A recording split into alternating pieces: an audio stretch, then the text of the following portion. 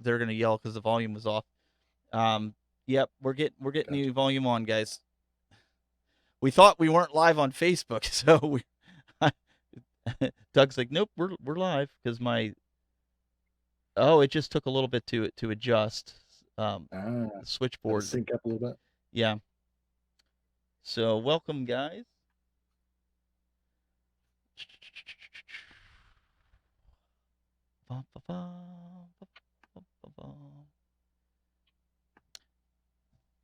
Yeah, so you guys, I know there were some of you that were hoping that we'd get to. The one gentleman from iArcade was going to come on today, but like me, he came down with the flu.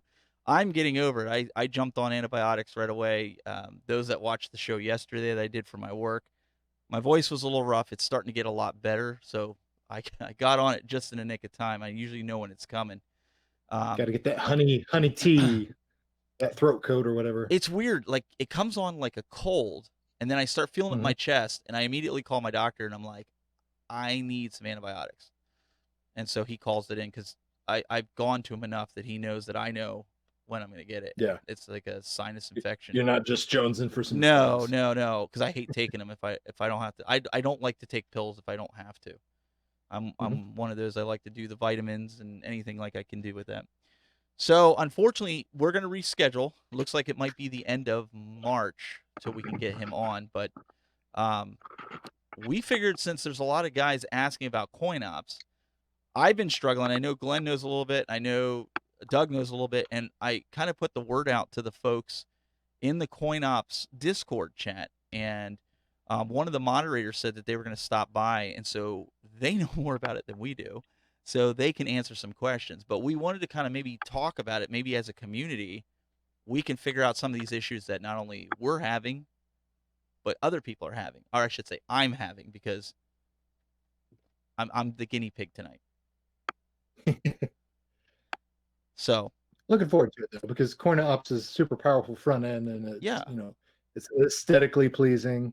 It plays all sorts of games. I mean, you can add on as much as you want. You can make it as complicated and sophisticated as you want, or you can have those little kind of bare bones kits and packs that you can just add on to it and really specify it to your needs. You're not required to download 60,000 games or anything like that. You can kind of do the a la carte thing, which is kind of what I like the most about Coin Ops in general. well, and Doug, I think there's a lot of people that have no idea what coin ops is, so it's a great Exactly. Yeah. opportunity to show them. It's an arcade machine. Hello. You put coins in and you play it. Coin op. Hello. Short for coin operated. Who knew? Yeah, but and we could talk about. I picked up the Super NES Classic this week, thanks to Doug Mhm. and Glenn telling me that I should go that route instead of buying a retro one with the cartridges. And so I started diving into ETA Prime's tutorials on how to add games via thumb drive because Doug told me how to do it with Hitachi, is it? Hackchi. Yeah. Hackchi, sorry, Hachi. Hackchi 2. So I did that. That was a piece of cake. Um, but I ran into a problem. Yeah, And they came a long way with that one. It wasn't always a piece of cake, but they really got it Yeah. I streamlined. When it first happened, I felt like I was writing DOS code I was again. gonna I was say like, I read oh no. somewhere people were complaining about it. So I didn't do that. So, but I want to talk about one of the problems that I ran into and people doing tutorials, what you got to keep in mind. So I thought that's going to be something, and we can talk about the TurboGrafx 16 because again, Doug, I was in a restaurant and I'm like, I really want to. I I, just got I done talking make to you. people buy things. What can I say? Yeah, Doug was like, I think you should get that one instead of going and buying the carts. When I was talking to him, because he's like, man, he's like, it's 50, $60 here, and you get the whole thing for 99, and I'm sure there's going to be a hack for that, right? Hackchi for TurboGrafx 16 Oh, where I'm you can sure. load that on. I'm sure. Every single one of these mini consoles has had something within a couple of months typically. So internet's going to internet, and they're going to make it a toaster in 3 weeks or not. People will find a way. Yeah, Out of all of them, I'm really looking forward to the TurboGrafx one. I mean, that's the console I love. It just didn't do as well here in the States, but its brother, the PC Engine. Actually, that's the one I really want. I'm gonna get both. I gotta get both. I gotta get the PC Engine one, and I gotta get the TurboGrafx one. You got to Gotta get get them them both. all every color too. You know what? They should have a white and a gray. They should. I thought they did for the PC Engine. Isn't there like a cream, or maybe it's just old age? Like, Well, Is no, the original was white. The original was white, and that was composite only. And then they came out with the Choreograph, which had composite out. And then there was the Choreograph 2, which they changed. I think the CPU in there was a different CPU. But then, see, they get what they got to do differently. They should have did for the Sega. They should actually make a functional CD add-on. When you add that CD add-on, you get the CD games like Ease and stuff. But yeah, I'm looking forward to that one. It was a really good console. so they are going to do a Mega Drive one? Well, the Mega Drive one's out. Oh wait, The I'm Sega thinking Genesis Mini. Sega Genesis Mega Drive. I did see that. Yeah. Right. Sorry, I thought Which you is, said you know, I thought you said Neo Geo. That was my bad. no, yeah, That well, would they be kind of made the sweet. Neo Geo one as well, not the home version. They did the arcade kind of, but that was kind of a PlayStation mess. wasn't that good. But the actual Yeah, company struggled. has to do it. Yeah. Ideally, you know, And try that to would get be that cool. official backing to actually make it good, as opposed to those third-party sign-offs. We're like, yeah, sure, we'll stamp our name on it and hope for the best. Well, I have one of those NES classics, but it's not made by Nintendo. It's one of those Japanese Clones. knockoffs with say, like Yeah. 650 games. I mean, it's great. It works good, but all the controls are backwards when you're setting it up. Like the Yeah. power and That's- reset you button are gotta- reversed. You just got to modify the controller. You just got to solder the wire, you cut traces, and you solder the wires, which I've done, and you reverse them. I'll Because send you it. can't- I'll send that it to game- you, and you can reverse and do. I'll all do the- it. Send it to me. I will be more than happy to do it, because you can't play Super Mario Brothers with the jump button and run backwards. Well, it's just not right. that You just those turn it upside down. those seem to be You can do fine. that It's too. just the power and reset are backwards, and when you go in, it's in Japanese, and you got to select English every single time. But I am looking for a NES Classic because I'm gonna put my games on that and do the same thing like I did to the Super Nintendo Classic. So I'll tell you though, the RetroPie case for the NES and a Pi yes, is pretty darn good as well. I mean, they've got some nice cases. my buddy's got one that's an actual cartridge that he has it, and then you put the peripherals in it. That was one of the first projects I did, was putting a Pi in a, cartridge. Oh, Well, my friend Adam, who has the DNA Dimension Designs, did the Mhm. same thing. He's got the cartridge, you got the screen in there, so as you pick the game to play, it'll show you on the screen the cartridge decal. It's really, really nice. Cool. yeah. And to me, that's as good as it gets, because you get, the art, the design. It's fully functional. Plus, it changes. Like, you don't have to stare at the same NES cart graphic. So Exactly.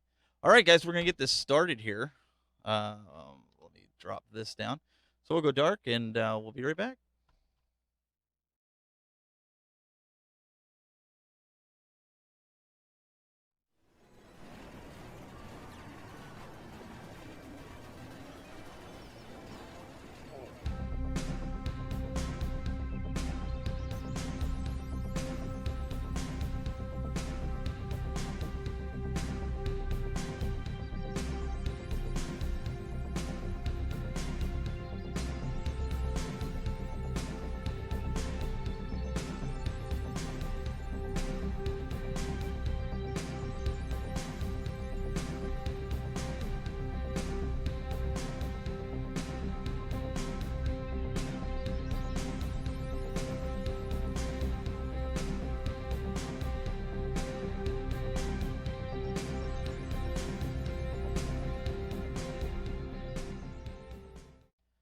Hey guys, welcome. It's time for another edition of the Retro Buzz. Today, we have some cool things we're going to talk about because Glenn, our guest of honor, was unfortunately sick and couldn't make it here.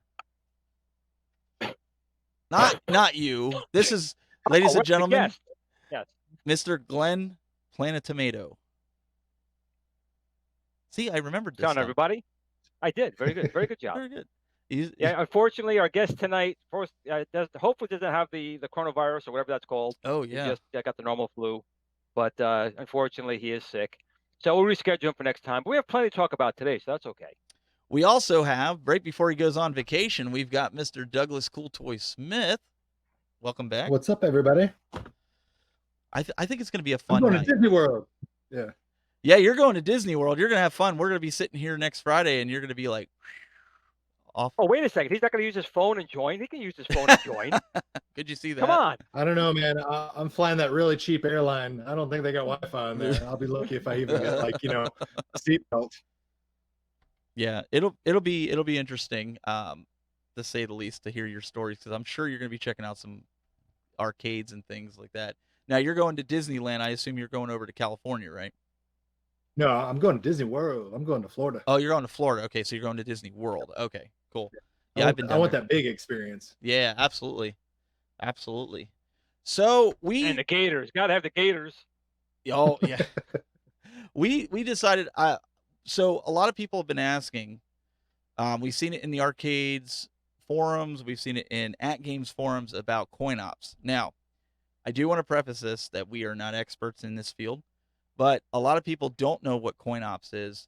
And so I have a coin ops PC that I've been trying to work on to put in an arcade one up to replace the Raspberry Pi. And guys, I ran into some snags.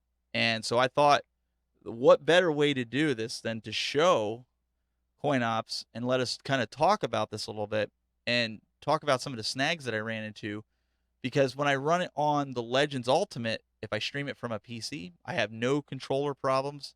Everything just works. And I think, Doug, you kind of alluded to that as well, right? Yeah, I've done the same thing. I've used the ArcadeNet link and streamed it to my At Games Legends Ultimate Arcade. Haven't had any issues that way. The controls map. I don't have any lag or delay issues with my button inputs or anything like that. It's a really enjoyable experience. I also, play it on my PC, of course, but I know it can get really complicated, and you can probably run into some roadblocks, which we're probably going to talk about tonight, which you're experiencing firsthand, I'm sure. Yeah, I mean, one of the things, like you said, it works perfect with the Legends, and again, getting away from the Raspberry Pi only because the Raspberry Pi can't do Wii games. Where You want that power? yes, so I'll do this. I can show you guys. This is the PC that I. Whoops, let me get rid of that. Come on, there we go. This is the PC that I have. This was an old broadcasting PC. That's why it's hot pink. The company was called Paladin, and for some reason they thought pink and black was that. Um, so as you can see, Were it's they founded in 2006? yes. So it It's a was. very Yeah, 2006 punk look. it is, but I mean it's the size of a ream of paper. So if you know what a ream of paper looks like, so this thing That's fits impressive. really nice into an arcade cabinet, a 3/4 scale. And so that's why I thought this would be really really ideal to put inside of it. Now it does have integrated graphics. It has an Intel graphics chips, Intel 4000, I believe. Not the greatest. I do have an NVIDIA card with 2 GB of RAM on it. May throw that in. But all in all, for the most part, the MAME games work. Where I run into problems is when I start getting into, um, when we start seeing like PC Engine, we start going into like Wii games. The A little more Dolphin, advanced. yeah, the Dolphin emulator just does not want to run for whatever reason. Dreamcast, believe it or not, Dreamcast will run, which I was surprised. But Interesting. for those that don't know, this is what CoinOps interface looks like, and I have it set up to boot right into it from the PC. Now, I spent hours trying to figure out how to map these buttons, because one of the issues I have, guys, is in the MAME, any of the MAME games, the arcade games, I can get out using C button, start button combo to get out of the game. But in any of the console games, normally with CoinOps, back and start will get you out. I have not seen that. I have not been able to do that with this. Um, so I can show a little bit about where I went for those that are having problems configuring it with the USB encoders with the Raspberry Pi. But I'm going to kind of lean on any of you guys if you have any kind of tips with this, because it's it gets confusing when you start getting down into the folders. So, Glenn, you plugged yours right into your Legends, right? Just did. First time trying it tonight. I've been messing around with coin ops just on again, good use for old PCs for the most part. They're generally more powerful than a Raspberry Pi to begin with. So I've been messing with a lot there, but I just plugged it in very easily, HDMI port right into the Legends. It's down there right now. Got just a regular, God, Gigware drive, controller I had lying around. I don't even know where I found this mousey thing somewhere, but it does seem to control it okay. You can see behind me there. It's whoop, wrong way, Captain. There you go. Klingons to the right. You got to move. So it looks like it's working okay. But coin ops is just I've been using emulation pretty much since they started doing it back in the early '90s, and coin ops is just a very simple way to put it on there. I mean, you really don't have to do anything for the most part. Obviously, we're gonna do little changes tonight, but pretty much just download it, put it in a folder, click on one icon, and it just works. Which is a big deal nowadays. Some of these emulators get quite complicated. Well, it's for guys like me. This is awesome because I don't know. Like, I know enough to be dangerous. Okay, I am not an expert when it comes to this stuff. So I know. I think Ralph is in the YouTube chat, and he says the reason the At Games works is because it was originally developed for an Xbox front end, and the At Games is set up for that. So that explains why that's flawless. And why I had to jump through so many hoops to get it to work with USB encoders. So that's good to know. So that's kind of why we're talking about this now and doing this show, because you guys out there, some of you may have more experience than I do at this, but I know computers and I know what should work and why. So I get into folders and I start digging into certain things. Probably bad idea when it comes to these emulator things, because I start clicking on things and things start changing in my background, my videos. So like if I show you guys this, I don't know how I did it, but like the previews of videos here, I managed to actually make them go on top of like the TV here. I don't know how I did it, but I did it. And then I couldn't figure out how to fix it. So then I reset the config file. So I just, I start tinkering, I play around, but I think this would be cool for somebody. Now, this is the CoinOps Next. I have the CoinOps Mini. I think that's what it is. CoinOps Mini on another PC, which, like I said, works flawless. Not that I really need all these games running. I really don't. But, what the heck, right? Well, that's the good thing about it, too. There are packs. There are different packs you could download. So you don't have to download everything. Of course, me being the hoarder that I am, I did. But you don't have to. But I think I have pretty much all of them on there. It's about 800 gig or 700 gig of drive space. And the good thing about it is if you keep the original files, if you do mess it up, you can just unzip the files, put it back over them, and you're good again. The one thing you do have to be worried about, or just make sure you're aware of, I was talking about earlier, is that if you have like Windows Defender on there or another antivirus program, these type of things may find programs or files on there that it deems as unsafe, and it removes them. But when it does that, it'll break that emulator for the most part. So you have to be very careful. If you are installing this on a machine, you might want to put it on a machine that's off the internet, not one you definitely put any valuable data on, like an old computer may have lying around. Don't put any antivirus on there, and just keep it a standalone machine. Again, a lot of people are using this. It's not like it's 2 or 3 people. There are thousands and thousands of people using it. So if there was an actual potential issue in there with a real virus or a spyware, it would have been flagged and fixed a long time ago. So a lot of these are what's called false positives. Just because of the way they get some of these programs to work may not be the most, proper way, shall we say, of doing it. That the antivirus program is going to flag it and pull the file out. Now, in the case of like Windows Defender, you can go into the history and say, no, put it back, and it'll do so. Depending on the antivirus program you have, you could do that, but some may just go, it just deletes it. But if it does, disable it and just unzip your files and put everything back the way that it was. Now, one thing, and I know RS Mayor just said this in the chat room, and I figured this out the other day when I was doing the MAME. I was so excited. I was proud of myself. I was like, yes, I finally figured it out.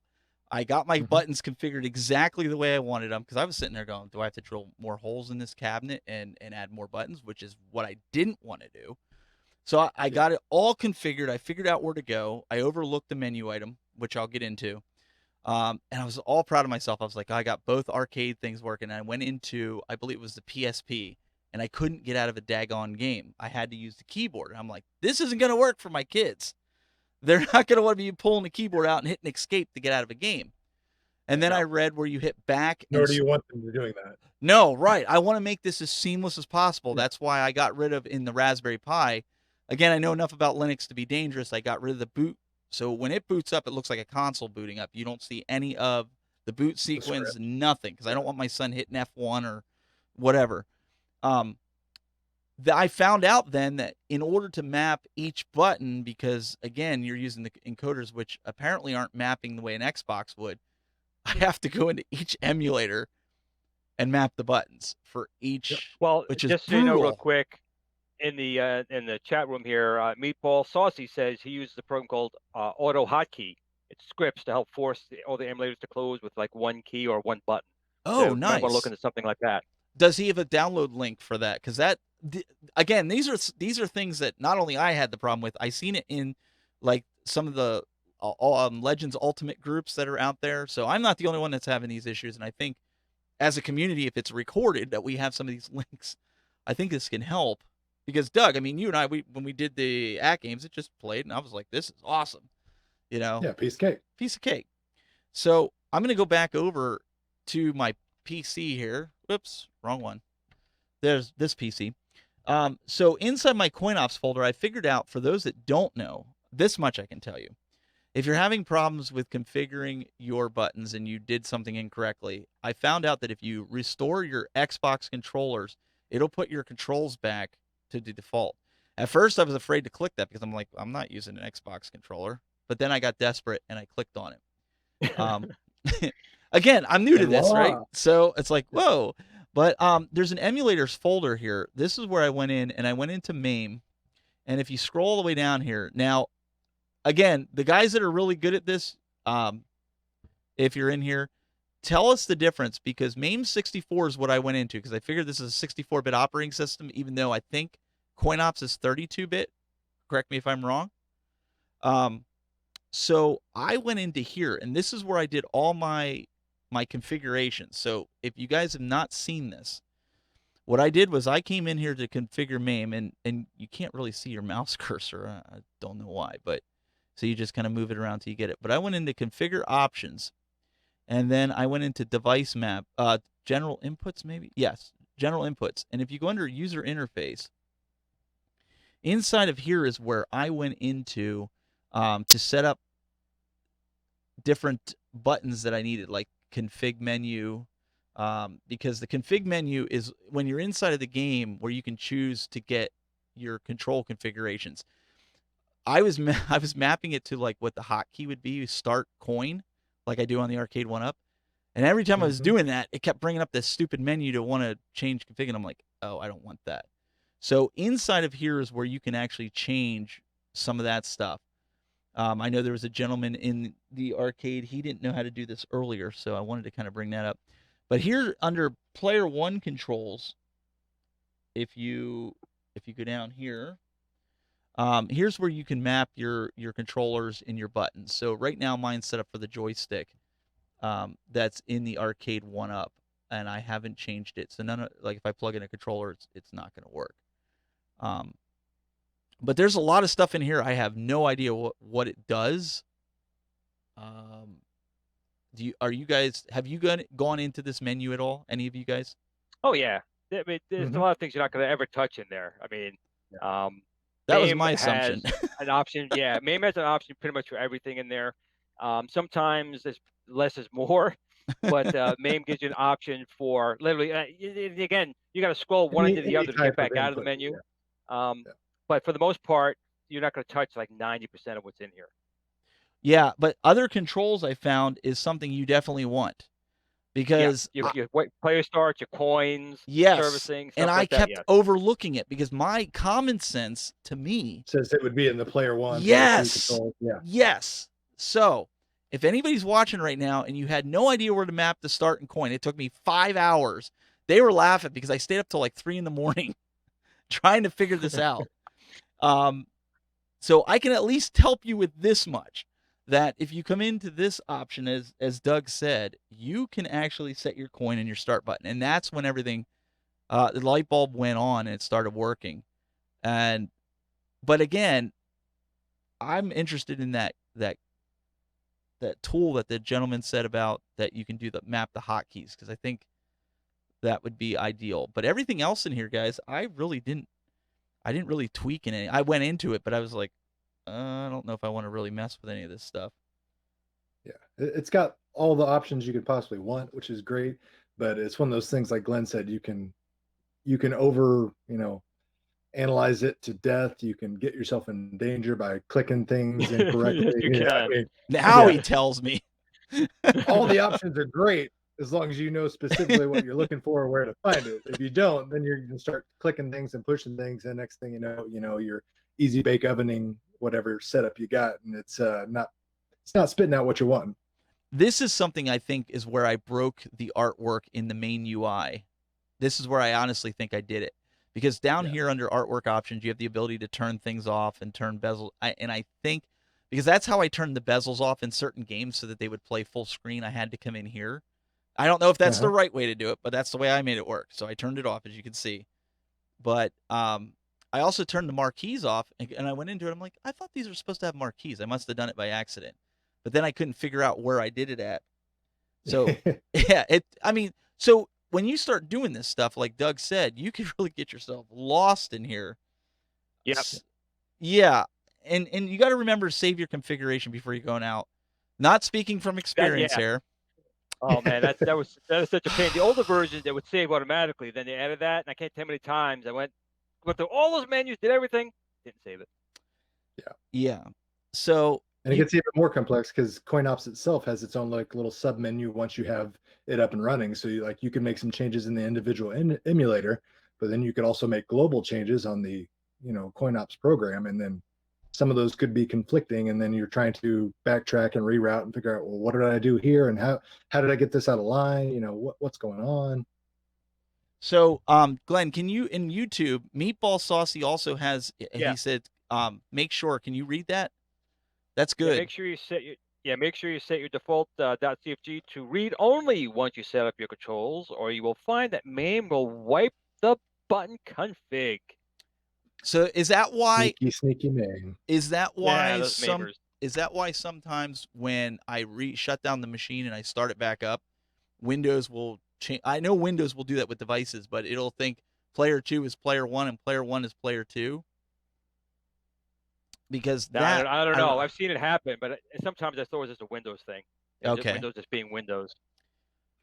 This is my first stab at something like this because my thought was, if I get it working, again, I'm a tinkerer. I like to play around. I'm not trying to do this to impress anybody. Right? But these are some of the things That's how you learn. Well, yeah, these are things that I was kind of enjoying. But my question for you guys, and maybe guys in the chat room can help. I know other people I've seen this. How do you know what emulators belong to what systems? Unless you've done this enough. Like a guy like me who's done this, again, enough to be dangerous. A lot of stuff was configured. How do you know by, when you look at something like this, like, okay.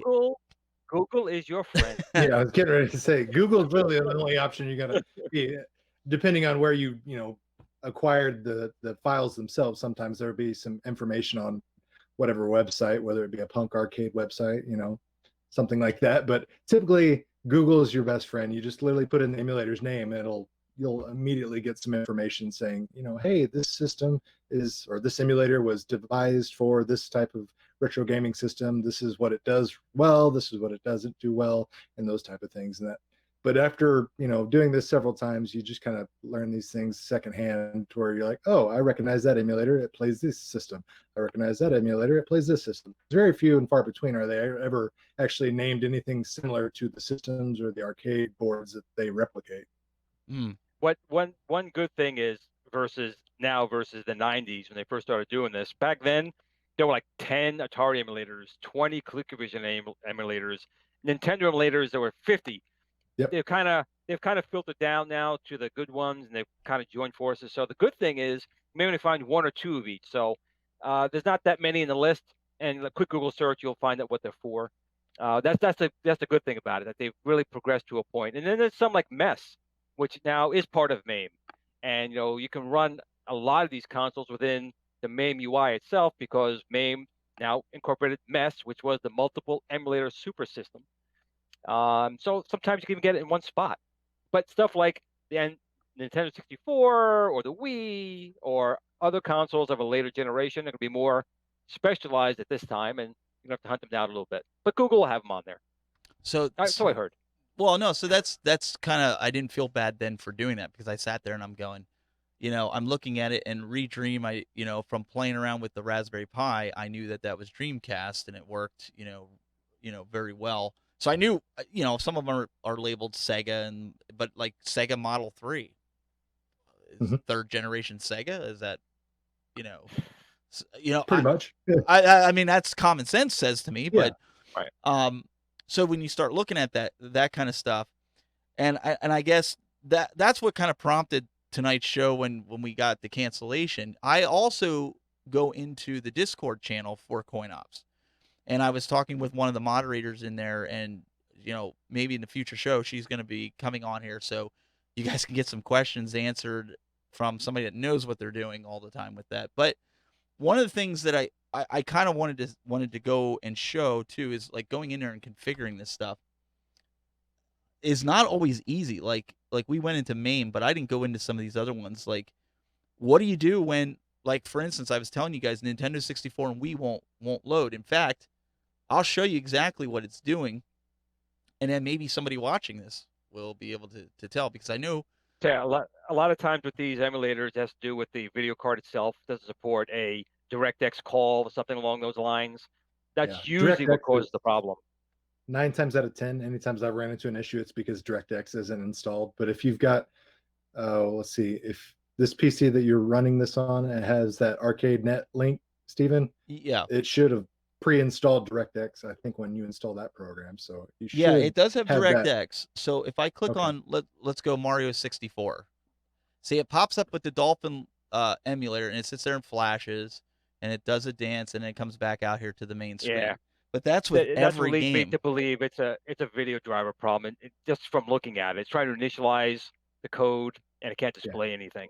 Okay. Because And it could, it found the file because it opened up a box. So it's not like right, it's, an errant right. file or a missing file. It's got it there. It just can't process it and display it correctly. And we all know that not all video cards are created equal. Some, especially the Intel ones, they generally miss a lot of the higher end graphic calls. And something like a Wii or the something along those lines are going to have some very specific DirectX calls for filters that it needs. So So my guess is going to be it's dying on the display part of it. so what do you do to resolve that? I mean, is it just Oh, simple as easy. upgrading a video card, or is it Yeah, I was going to say that, or replace the machine if you can't, install a video card. I mean, that looks like a low profile machine, so unless maybe you can take the top off, with the lid off, and put a full size card in there. well, But I have an NVIDIA GT 640. It's a yeah, 2 gig that card. should be adequate. It's Mhm. older, but there's a spot in there where you can put a capture card, where I took the capture card out because, like I said, it was a broadcast machine. I could put it Mhm. on there as a PCI extender. Again, this is Oh, then just a you're good. project. I'm not planning on doing. It's not like I'm on Yeah. a timetable. It's got to be done tonight, type of thing. But for somebody that doesn't know, and again, Googling, like, I know you guys said to Google, but I'll tell you, you start getting into places with CoinOps, and it's like it's redundant, the same information, but nobody's really telling you where to go and how to The get meat, it. yeah. Yeah, it's They're like you just get kind of lost. circling the wagons and keep saying the same thing and kind of coming back, and you're like, well, that's you're stating the problem that I started with. You're not stating a resolution, or you're not troubleshooting it in any way, shape, or form. So yeah, you can I can understand how you can waste an entire evening going down that rabbit hole, because yeah, you can get Yep. lost in forums like that trying to search for answers and really be worse off than you were when you started.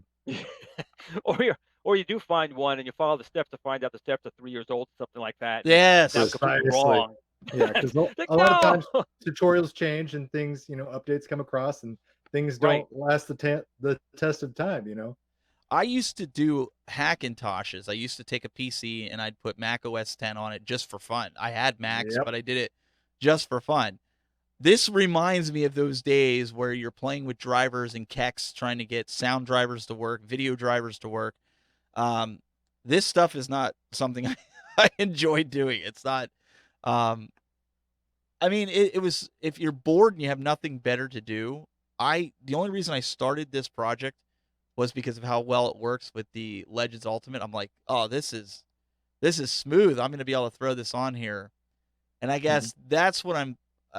The meat of this conversation I'm getting to is just because it works really good on the Legends doesn't mean that you're just going to be able to install it on your PC and you're going to be up and running in 5 minutes. Right. But I'll tell you though, I'll take this over a million times over virtual pin name. See, I haven't even tried that. That is, oh my God, you're gonna blow your brains It's out. I'm awful. gonna tell you right now, it is. It's awful. But it's been around for a long time. It is still the absolute worst. Interface try and get working. I tell you, it drives you crazy. You get it working eventually, then you're like, okay, it took me like 3 days. I kind of messed up all the files. It's working, but let me do it cleanly. Do it again, and it doesn't work. It drives me crazy. Well, I mean, Ralph helped me on the one. I forget what it was. It was one of the Sega. I could not. Naomi's. What was it? Yeah.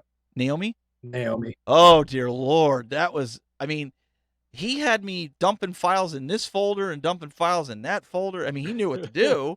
And I said, you need to make a video of this because there's people out there like me who have no idea how to do this. Because you download this package, CoinOps, and Michael Mann, our friend Stevie Richards, he says to me, he's like, hey, this is great. I can install this and do it myself.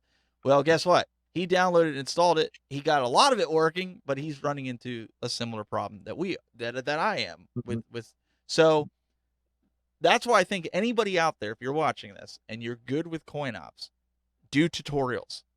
People will watch them because honest to God, I mean, I hate forums. I hate going to forums. I hate it. And like you said, you spend all this time reading down these threads and you find out it's from 5 years ago and it doesn't even relate to anything that has to do with this, right? But then you get desperate and you try it anyway, Yep. and you screw something worse up. It's like, ah! So that's what I felt tonight was kind of more one of those, like, we always interview people, and I thought this would be really cool to kind of talk about some of my frustrations that I have here with this. But it's good. It is a good front end.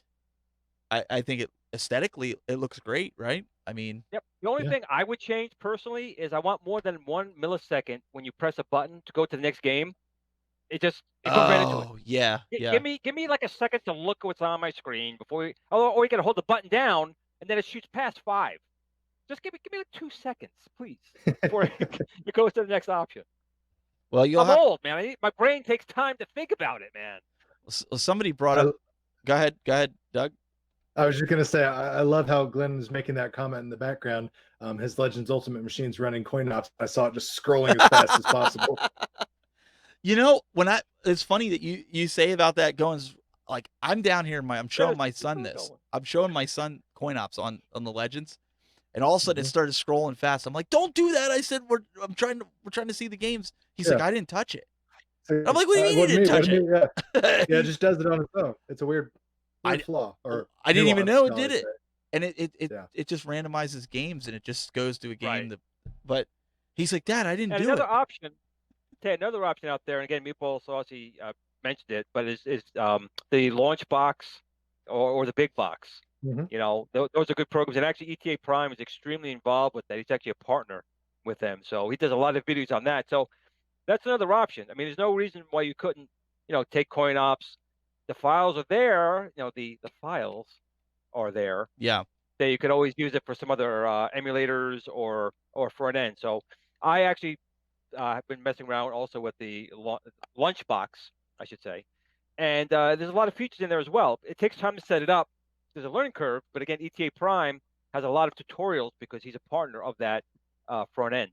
So you might, again, just another option. Well, I will say, and I think I'll get Doug's backing on this one, but I still say, as newbie as I am to this, my favorite front end, or if you even want to call it a front end, emulator package has got to be OpenEMU for the Mac. Oh yeah, this has got to be the easiest. You drag your ROMs in, it tells you what cores you need. You find the cores, literal you dump drag and drop. Yeah, I mean, it's easy. Downloads the box art for you. It's just like a Mac. I mean, it just works. I mean, that's I feel like a salesman every time I talk about it, but it's literally the most intuitive, most reliable, most easy to use, and like, if you're a PC guy, you've never obviously experienced it because it's Mac only, but I love how stupid simple it is. Literally drag, drop. Oh, look, it downloaded my box art. Double click. Hey, look, I'm working. Oh, I want to configure my controllers. How do I do that? Configure controller. Shows you a picture of your controller. I want this button here. I mean, stupid simple. You don't have to read instructions, and it works for tons and tons of different games. And it's good if you don't know what cores you need, because it tells you what cores you, oh, it looks like you're missing this core. You just take what it tells you, you Do you want Google that? it. Yes or no? Yep. And you go find it. Very, and it's free. Yes. And Steve, from, Free? Steve says in the chat room too, he said that there's a Discord channel for coin ops. There, I mentioned that earlier. Yeah, you definitely want to join that. I've learned a lot just reading. I actually learned more in there than I did perusing the web, to be honest with you. So I would highly recommend that. What do you say, guys? We shift gears a little bit. So there was another project before we get into what we pre-ordered, right? I was thinking about going out and buying a Super Nintendo. Me and my brother, we had one growing up, and I was thinking about, getting some games and collecting it. And I was talking to Glenn and Doug, and they were like, you know what? Just go out and get a Super Nintendo Classic, find one, and you have all the games. You can mod it and put all the games you want on it. So I did. I found somebody that was selling it for $99. Actually, no, I got it for, what did I say, $80? 89. 89. Because I seen Which it is good, 'cause online. that was- Was what? Retail was Right. $79.99, I think. Yeah, so that was good. I mean, for the amount of time it's been out, they're a little harder to find. $89 is a good price. Yeah, because and it wasn't opened, and people, Better. GameStop was selling them brand new 165. Yeah.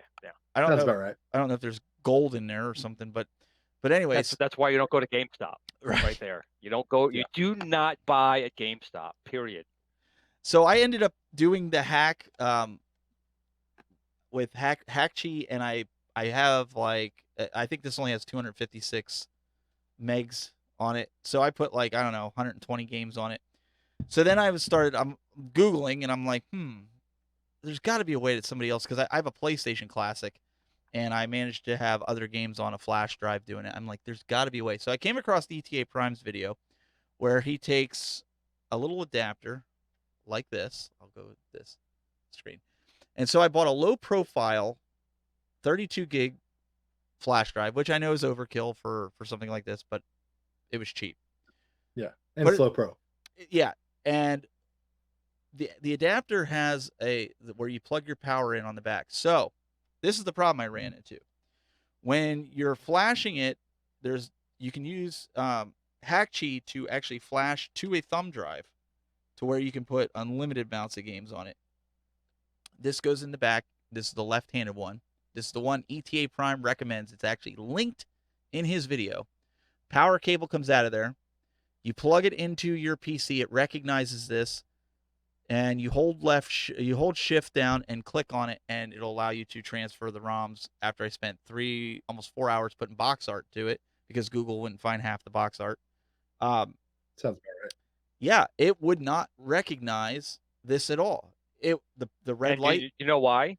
You know why? Because this thing doesn't work. No, yeah, but you know why it doesn't work? That was his April Fool's video, man.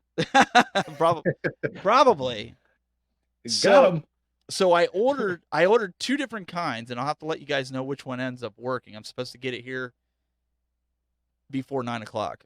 So I'm just having all kinds of... We'll be on our stride at 9 o'clock. Piece of cake. I'm just having all kinds of... I'm just trying to make this easy, because, again, with my kids, we play these. I don't want to have to sit there and you got to go into this config file and do all this nonsense. Done and over with. But I would caution you, and I said this at the top of the show, caution you on some of these devices, because even though ETA Prime's recommending this, it doesn't necessarily mean that it's the same one he bought, because a lot of these manufacturers, once people start buying them, they start getting chintzier on it. And I think that's what happened with this, because I have 2 of them and neither of them work. And it doesn't work on my PlayStation Classic, because if I plug the thumb drive in here for the PlayStation to boot up the ROMs, it doesn't see it. But if I plug it right in the front of the PlayStation, it sees it. So I know this is the problem. So caution to everybody out there that just because it's linked in a video, especially if it's from 2-3 years ago, or an ETA Prime, I think it was a year ago, right? Yeah. Probably, it gotta be at least a year old. Yeah, just be careful. That's all I'm saying. I mean, it's $5 or whatever, but it's $5 is $5, right? But Well, especially if you're, planning on like, taking on a project for the weekend, you got it ordered and it shows up Friday night. You're like, all right, I'm going to tackle this. I'm going to have the entire weekend, enjoy my games. And then you find out, ah, crap, it doesn't work. So then you're like, well, I got to order something new. Won't be here till Monday. I got to go back to work Monday. And then, then you're out your time and you're just frustrated at that point. and that's exactly how it was. But I will say, if anybody's on the fence about getting this, and I wanted to get your guys' thoughts, I have one of these cheap ones that I set up the RetroPie with, the Super Nintendo controller. What are they, like $10 for two? It's USB powered. Right. Versus the one that actually comes with the Super Nintendo Classic. This one feels a lot better built. It feels like the original Super Nintendo, like they did. And I bought the extension cable for it because I wanted to be able to sit on my couch and play it and not sit on the floor like I'm 10 years old again.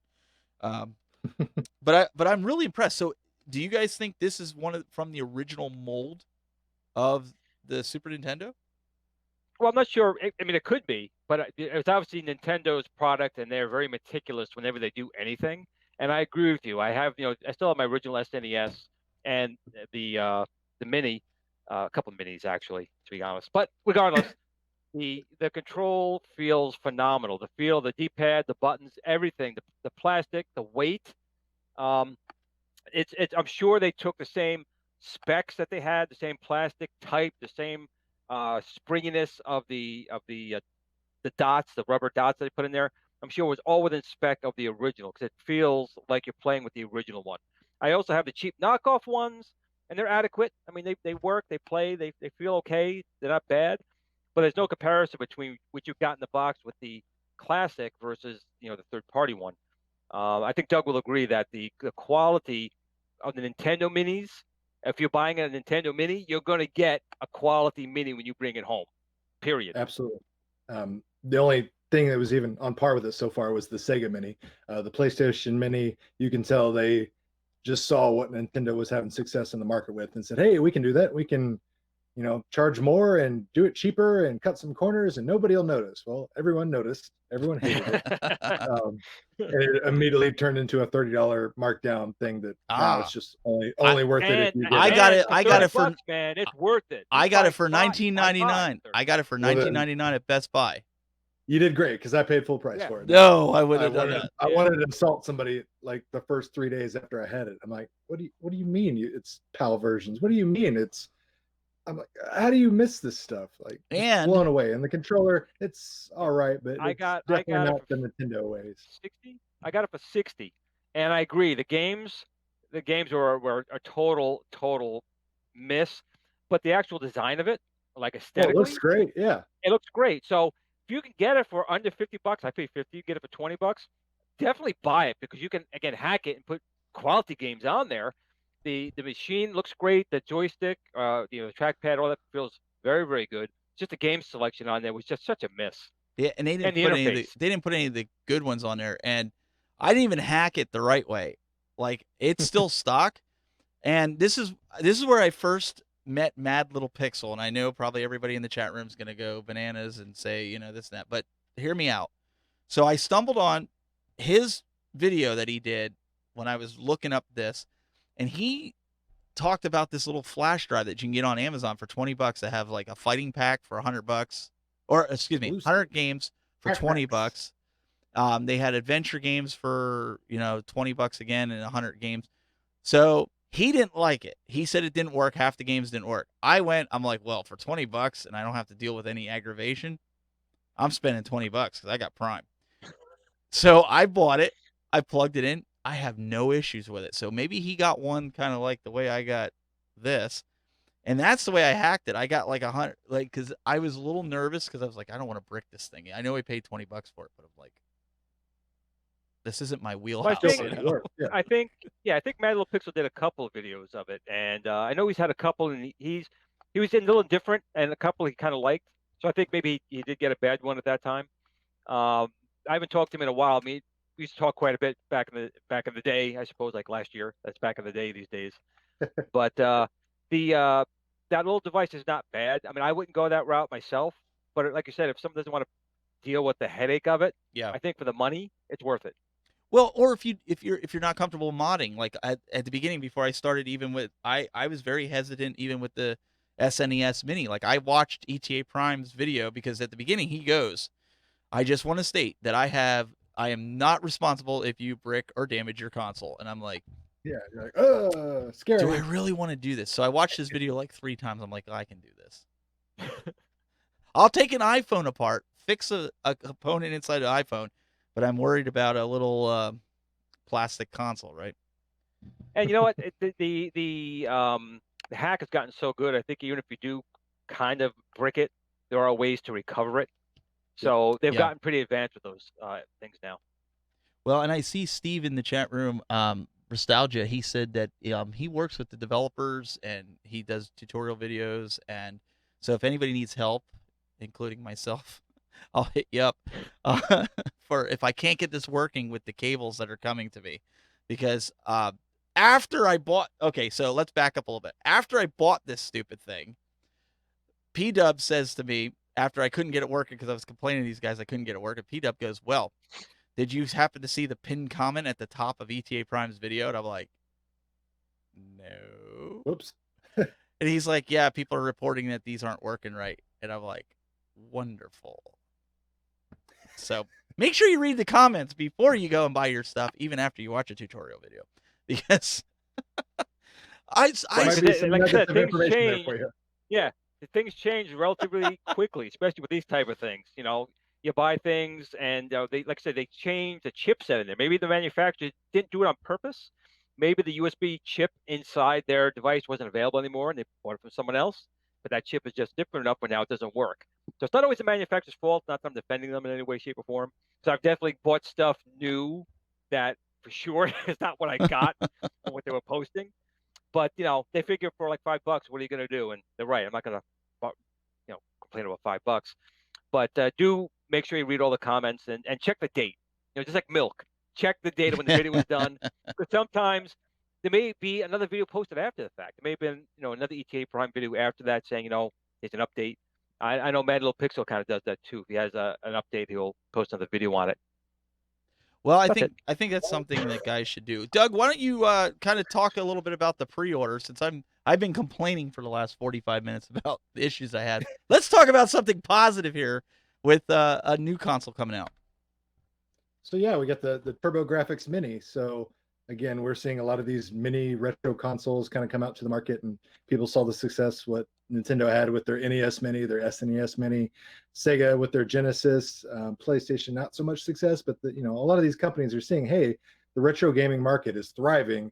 How do we capitalize on this? We've got a bunch of old IP and hardware and software. How do we capitalize on using the licenses for this? So somebody over there said, hey, why don't we do the TurboGrafx Mini, 16, similar to the same vein as Nintendo and all those, and see how it goes.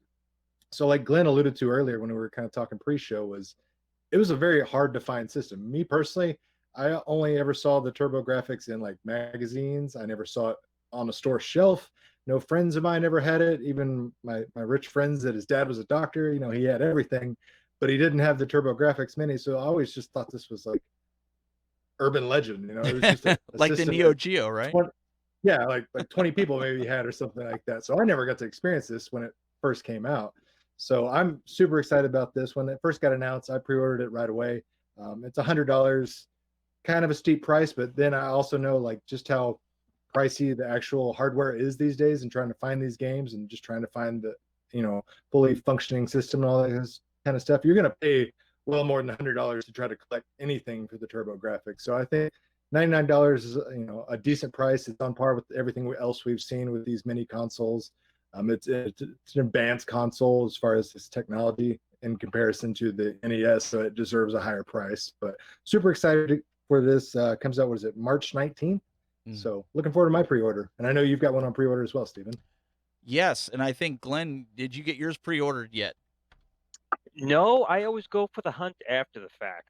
I did not pre-order, but I got to tell you, I am extremely excited for this. I mean, I've had all the consoles, but the TurboGrafx 16, the US and Europe only got it for a very short time. It's based on the PC Engine from Japan.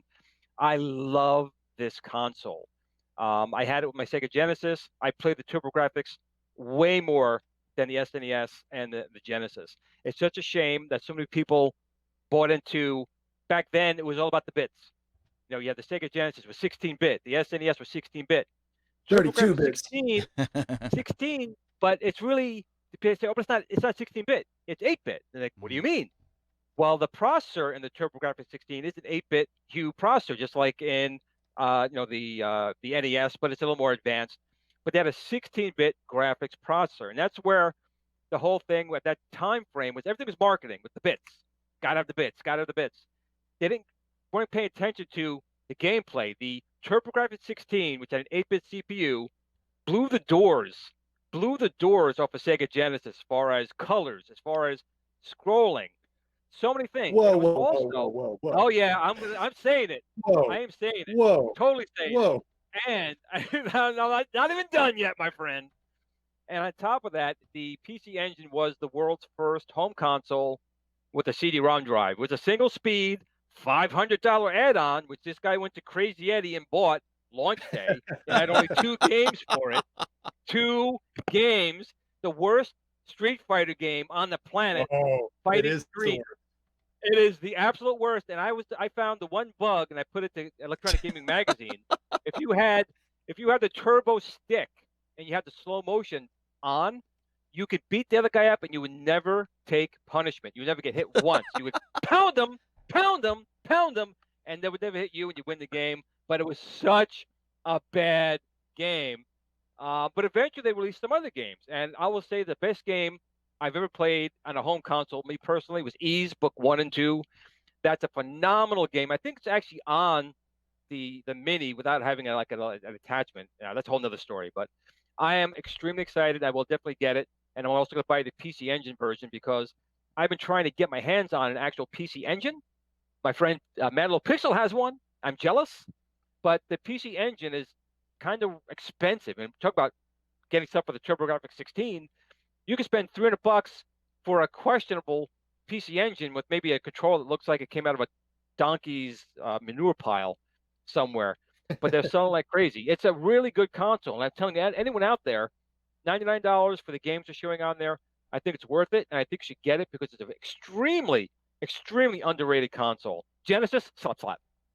Doug, I think you can rebuttal this, but I think Glenn should pre-order because he has to buy 5 of them. He might not find 5 of them. But yeah, I mean, definitely pre-order it, Glenn. Just because there'll be the market rush where everyone gets it, and then there'll be people flipping it in that first week. Like, just pre-order 2. There you Flip go. 1. There you go. Pays for but one. the thing is, I can never sell it. Once it's in my little hands, I can't let it go. I can't. Why do you think my son still lives here? I can't let him go, man. He's still here. I get people do that. I've seen people do that with Mortal Kombat with Arcade 1-Up, and I just thought it was kind of stupid. I mean, I get it. It's capitalism. You're but I couldn't. I don't think I could do that to somebody. Well, forget about that. I've seen a Legends going for like $9,000 on eBay. $9,000? Yeah, people, and you know what? It's hysterical. Not that it was posted, but someone thinks that someone will pay that. I mean, it's a great machine. It's not $9,000 great machine. No. God, no. Nothing against you, but I think PK would say the same thing. So, yeah. But so that's coming up. One of the other things we were talking about in previous shows that we wanted to talk about some retro stuff, and we started going down memory lane. I think it was post show or something like that. We went down memory lane. I said it'd be really cool if a certain product was going to come out and they remade it since they were doing Transformers and that. And Doug told me today, and I'm going to turn it over to him, and I'll pull up some pictures as he talks about it. We're going to get something. Yeah. So New York Toy Fair is this weekend in New York, of course, and all the major toy companies and collectible companies and all the big players are showing off their new goods for the year and upcoming future for the holiday season, things like that. And we already know we've got a new Ghostbusters movie due out this summer, Ghostbusters Afterlife. So Hasbro is now the owner of the Ghostbusters franchise licenses as far as the toy licenses and things like that. So at New York Toy Fair, they've released a couple of images to the press recently of some of the new toys people can expect to see for this new movie and just the Ghostbusters franchise in general. So we got, the proton pack, the blasters, EK meters, just all sorts of cool. And you can see, if you're familiar with the retro old school Kenner's line of Ghostbusters toys, that they've really kind of harkened back to that line, and they're kind of doing like a old made new again type of thing, where it still has that retro Kenner feel, but it has some modern twists and technology, as well as some modern revamping, especially when we get to the figures. But right here we got all sorts of oohs and gooey. We got a new Ecto-1 Playmobil that is going to be in line as far as scale with these new figures. These are 5-inch figures that look kind of like a mashup of the old real Ghostbusters Kenner line, as well as the movie Ghostbusters characters. So we get kind of a best of both worlds. We were kind of talking where we'd like to see Hasbro or somebody reissue and release the real Ghostbusters toy line that we saw back in the 80s. This is going to be as close to it as we get. This is the Fright series, but these are 5-inch figures that kind of go in line and scale with that Ecto-1 Playmobil we saw. So all this is supposed to roll out summer in concordance with the movie. So be on the lookout for those if you're a Ghostbusters movie fan or just a Ghostbusters toy fan in general. I think this is one collection that I probably will get, and it'll sit behind me where my Star Wars stuff is, because Ghostbusters was always my favorite. My parents will tell you I had the Firehouse, I had Ecto-1, I had Ecto-3, Ecto-2. I mean, that was next to Grab it Master. all. Yeah. Well, next to Masters of the Universe, that was my thing. And my son's, so I'll take a page out of Glenn's book. I'm gonna have to buy 2 of everything because my son's gonna want them to play with. So I'll end up getting it to collect, and then one day he'll get them. But he has I was telling Doug earlier that he has the Playmobil ones, which are, I don't know, like you can change the heads and the hair and put the vehicles and stuff together. It's not like Legos, but it's like a step up from that. But he plays with that all the time. But that toy line specifically, it's kind of like the younger kids demographics who those are aimed for. They're not like Lincoln Logs by any means. Right. They're toned down as far as their moving parts and things like that, and they look a little more cartoonish and everything. But this is going to be more towards your 8 to 12 kid range probably.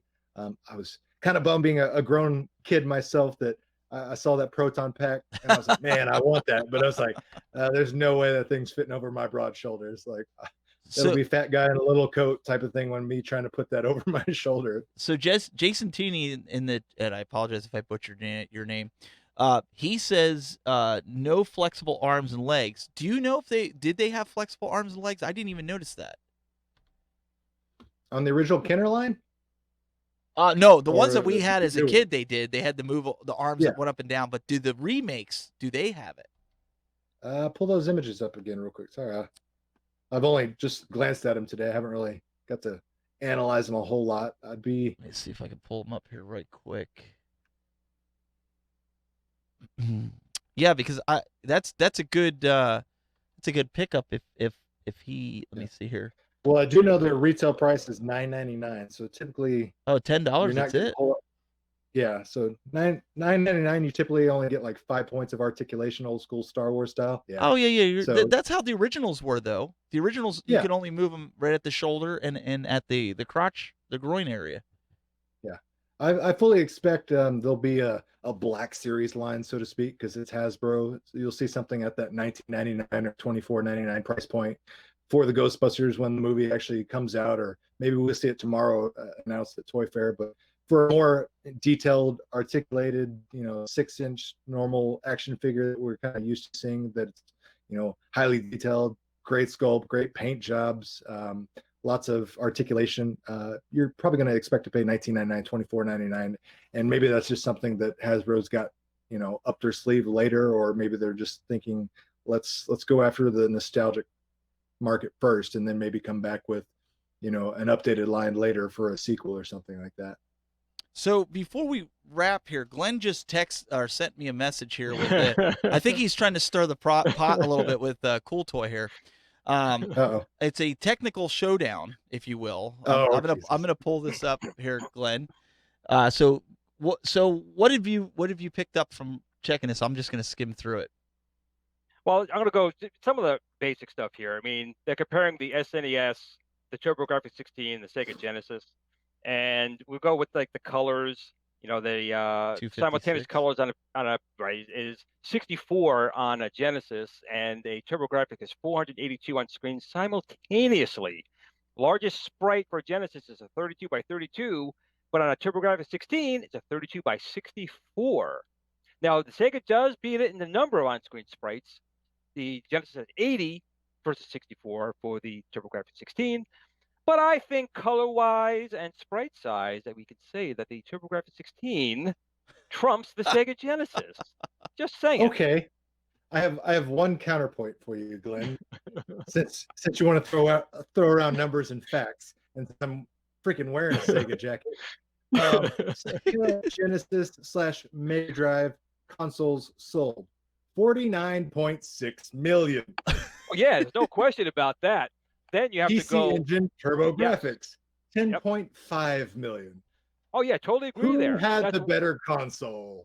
No, that is who had the better marketing. Better marketing.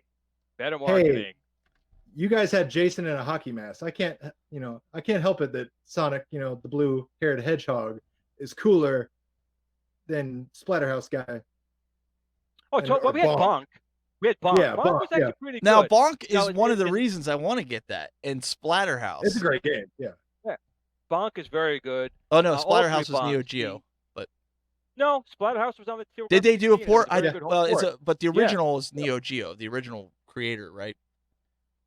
No, the original for Splatterhouse was an IRM, I think. Yeah, it's an independent.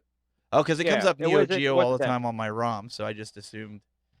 No. Okay. No, but the PC Engine was able to do very good convergence. Not only that, if you did get the CD, and I'm pulling this back into this hole, but if you did have the CD add-on, they had arcade cards and which basically added RAM. So you had almost 8 meg of RAM, which is a lot for home console, plus a CD. So they had games that TurboGrafx did, but Sega didn't. Splatterhouse is Namco. They're saying in the chat room. So just right, Namco, there we go. Just Namco. for the record, Doug and I, neither of us had the TurboGrafx 16 growing up. We had like I had all of them. I Not that know. I was spoiled or anything. But you but let I was us old enough to down. have a job. I was working at Radio Shack at the time, and I got them. Okay. You let us down. You were supposed to know this, and Lewis got you on that one. Boom. Just saying. Lewis. Mic drop. Yeah. Got you. Well, we're gonna wrap this up, and then we're gonna open up the lines in post show. Have you guys jump on here. We thought, hopefully you found this informative. If you're watching this video later, we've got a great community of guys that are around that even if we don't have the answers to some of this stuff, which we know we don't, there's people around that can help you out, that'll help me out, do some of these. But I just thought it would be fun to kind of talk about some of the projects that we're working on, especially at a short notice when our guest kind of got sick and wasn't able to come on. So, Glenn, who do we have scheduled for next week? I think, right? Next week is supposed to be Gamester81. That's supposed to be our guest host for next week. So we traded Doug for a Gamester. Yeah, he's also partial to wearing a backwards hat, so it'll be all right. Yeah. Oh, okay. Yeah, this could get fun. Yeah. We'll fit right in. So we want you guys to check them out. Go over there, check out youtube.com/cooltoy. If you've been living under a rock and you've never been there, go check it out. One last thing before we're going to get to Glenn, because Glenn has everything everywhere.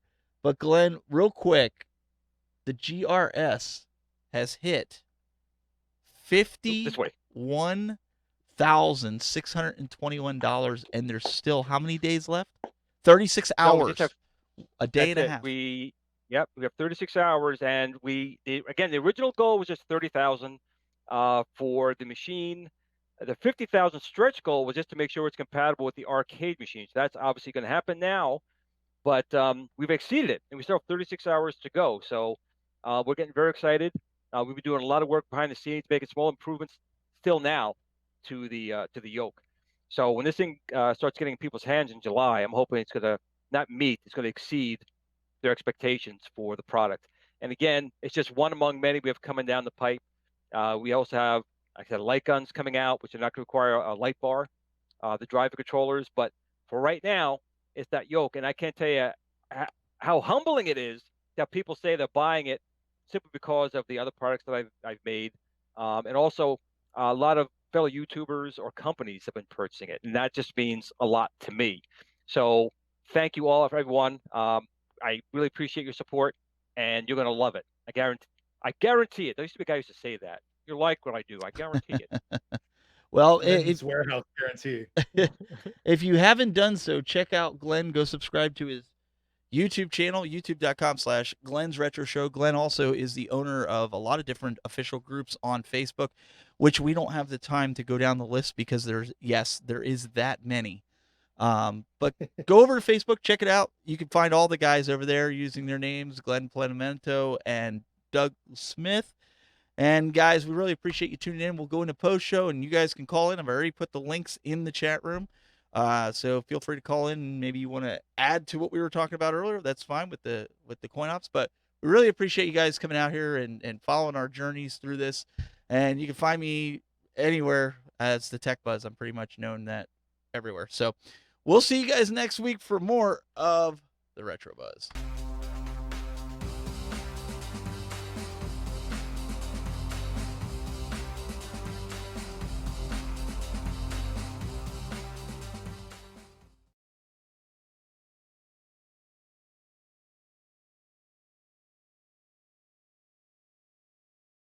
All right, so we're back.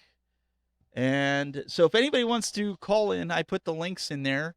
If not, it's going to be a quick night because if nobody wants to call in. But yeah, if you got some insight into what we were talking about with the coin ops, feel free to jump in. Whatever you want to talk about. I just find this it just blows my mind because I know what I had to go through with the scraper using Emulation Station. Oh, yeah. And how painful Gross. that is, and then to download a product like this that has everything, not just static. Redone, looks good, looks beautiful. So, I'll take the issues, right? The small issues. Yeah, and you can kind of tell that coin ops is like a passion project for people that experience those same pitfalls and headaches of dealing with scraper and trying to throw all this together. Said, we can make this easier. We can do this where it's, double click accessible. Oh, absolutely. Yeah. I'm just going to have to play around with some of the settings and figure some things out, go into the emulators and change it. Because I do have I don't know if the wire reaches. I do have a bunch of I have a Sega controller. I don't know if I can do this. There we go. I have a Nintendo 64 USB controller, and then I've got a couple Super Nintendo controllers, as well as regular Nintendo controllers that I switch on and off with from time to time. Here comes Angel. Let's see if we can get him this week. Last week we were unable to get him due Fingers to crossed. Yeah, and I see Luke's gonna call in here too, so we can get him. Oh, we got you, Angel. Hang on a second, bud. I got video from Angel. So let me get Angel in play, and then we'll get Luke, because I got 2 open spots. I got video from Angel. Hold on. Gotta lower this. I had video from Angel. Play, and then we'll get Luke. Got me? I got 2 open spots. Let me lower it. We got audio from you, Angel, but we're not. I had video. Did you switch it? No, I didn't do nothing. Let's see here. Can you hear me? Yep, we got you. Yeah. Oh, you switched my camera. Oh, wait. Oh, I'm sorry. I switched. Doug, you want to switch that back? Yeah. Sorry, I was trying to switch him because this is what I got from Angel right now. I've got a black screen. Yeah, we can hear you. You can hear me. Yep. Should I reload the page? Let me see. When in doubt, F5. Oh, there's something there. No, gone. I think I messed Doug up. Oh. You, What's that? No, you're back. You're back. okay. Angel, try refreshing and then coming back in. Something happened to his audio too now. I had him. Just you guys. I saw him right here. Poor Angel. We have the worst luck trying to get him on. Such a great dude. That's the hard part with a phone. Yeah. All right, so we got Luke Dancy Especially, here. I think he's got an Apple phone, if I'm not mistaken. Oh, here we go. Hmm. He always has to throw the apple. If he had a nice pocket PC from Microsoft, it'd work just fine. Oh my goodness. All right, here comes Angel again. Let's see if we can get him up. Oh, we got your rear camera now. So we got a camera. What are you saying? The front? No, I'm How seeing you see we're the we're front? seeing How- we're seeing the back. Hang on. Don't touch nothing. Let's see if I can get it.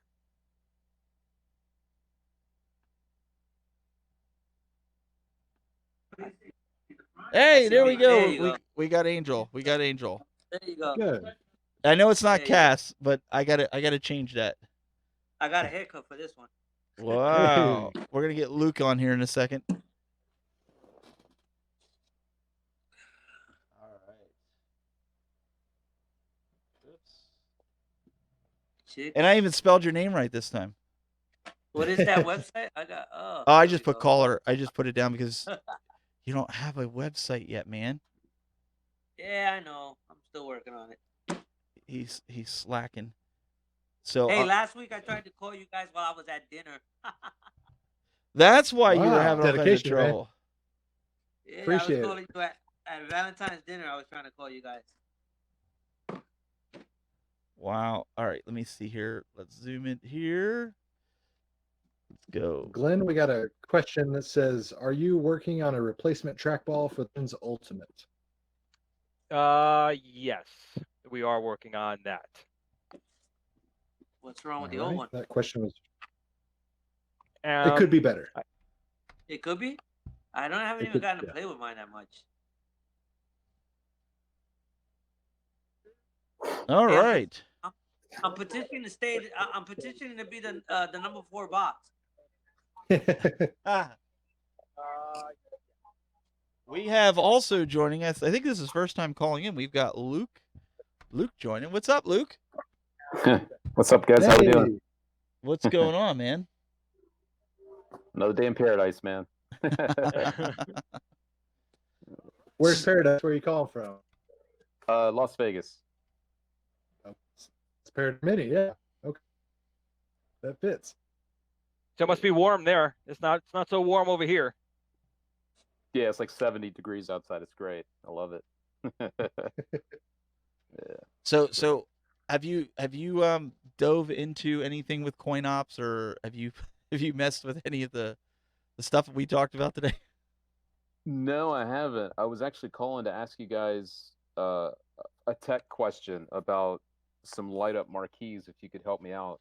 Well, Perfect timing. we can't Perfect help you timing. out, Look at but the that. guy at the end of the We have just the 4 man. box, this guy right here, he can help you out. He's the man.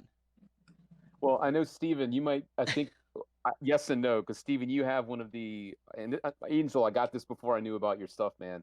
Okay. I got a light up marquee from Arcade Mod Up. I'm sorry. I know. And Yeah. basically, I've got my cabinet set up with a USB, not USB, with a Wi-Fi thing, so I can turn it on and off from my phone. I can turn off the machines on and off. Long story short, when I turn the machine on every now and then, the light up part doesn't work, and I don't know if there have been problems with the light up marquees with those. If so, what's the replacement for something until I actually get a custom marquee from you, Angel? You said you got to connect it to Wi-Fi, right?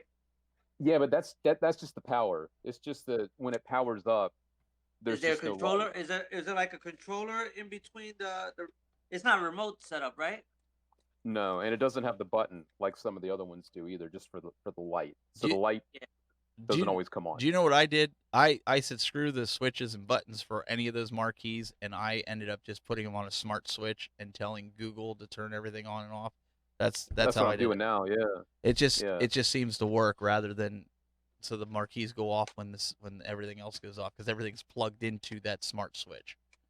Yeah, But Steven, my most recent issue with 2 customers, they told me that their marquee goes on by itself every hour on the hour, which is weird. oh, Oh, So I had to replace the remotes on those, but that's the only issue. That's the only issue I've had with those.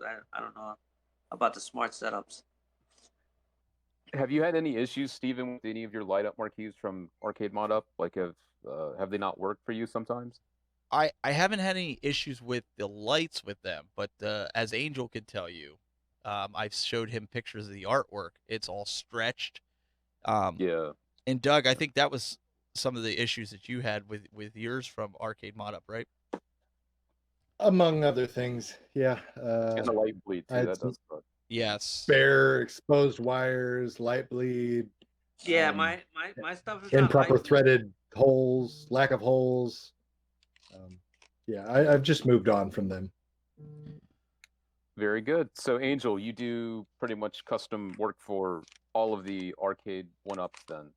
Yeah, as a matter of fact, I'm doing one right now. I'm actually putting some together right now to ship tomorrow. Now, when you say stretch, I do stretch some of the images, but I do it in a sense that it contours, like it takes up the space that it's supposed to. That's So it's cool. not like it's stretched out, but I kind of like make it so that it looks at least a little decent, not out of whack, stuff like that. But yeah, we can almost do any custom you want. It's totally up to you. Cool.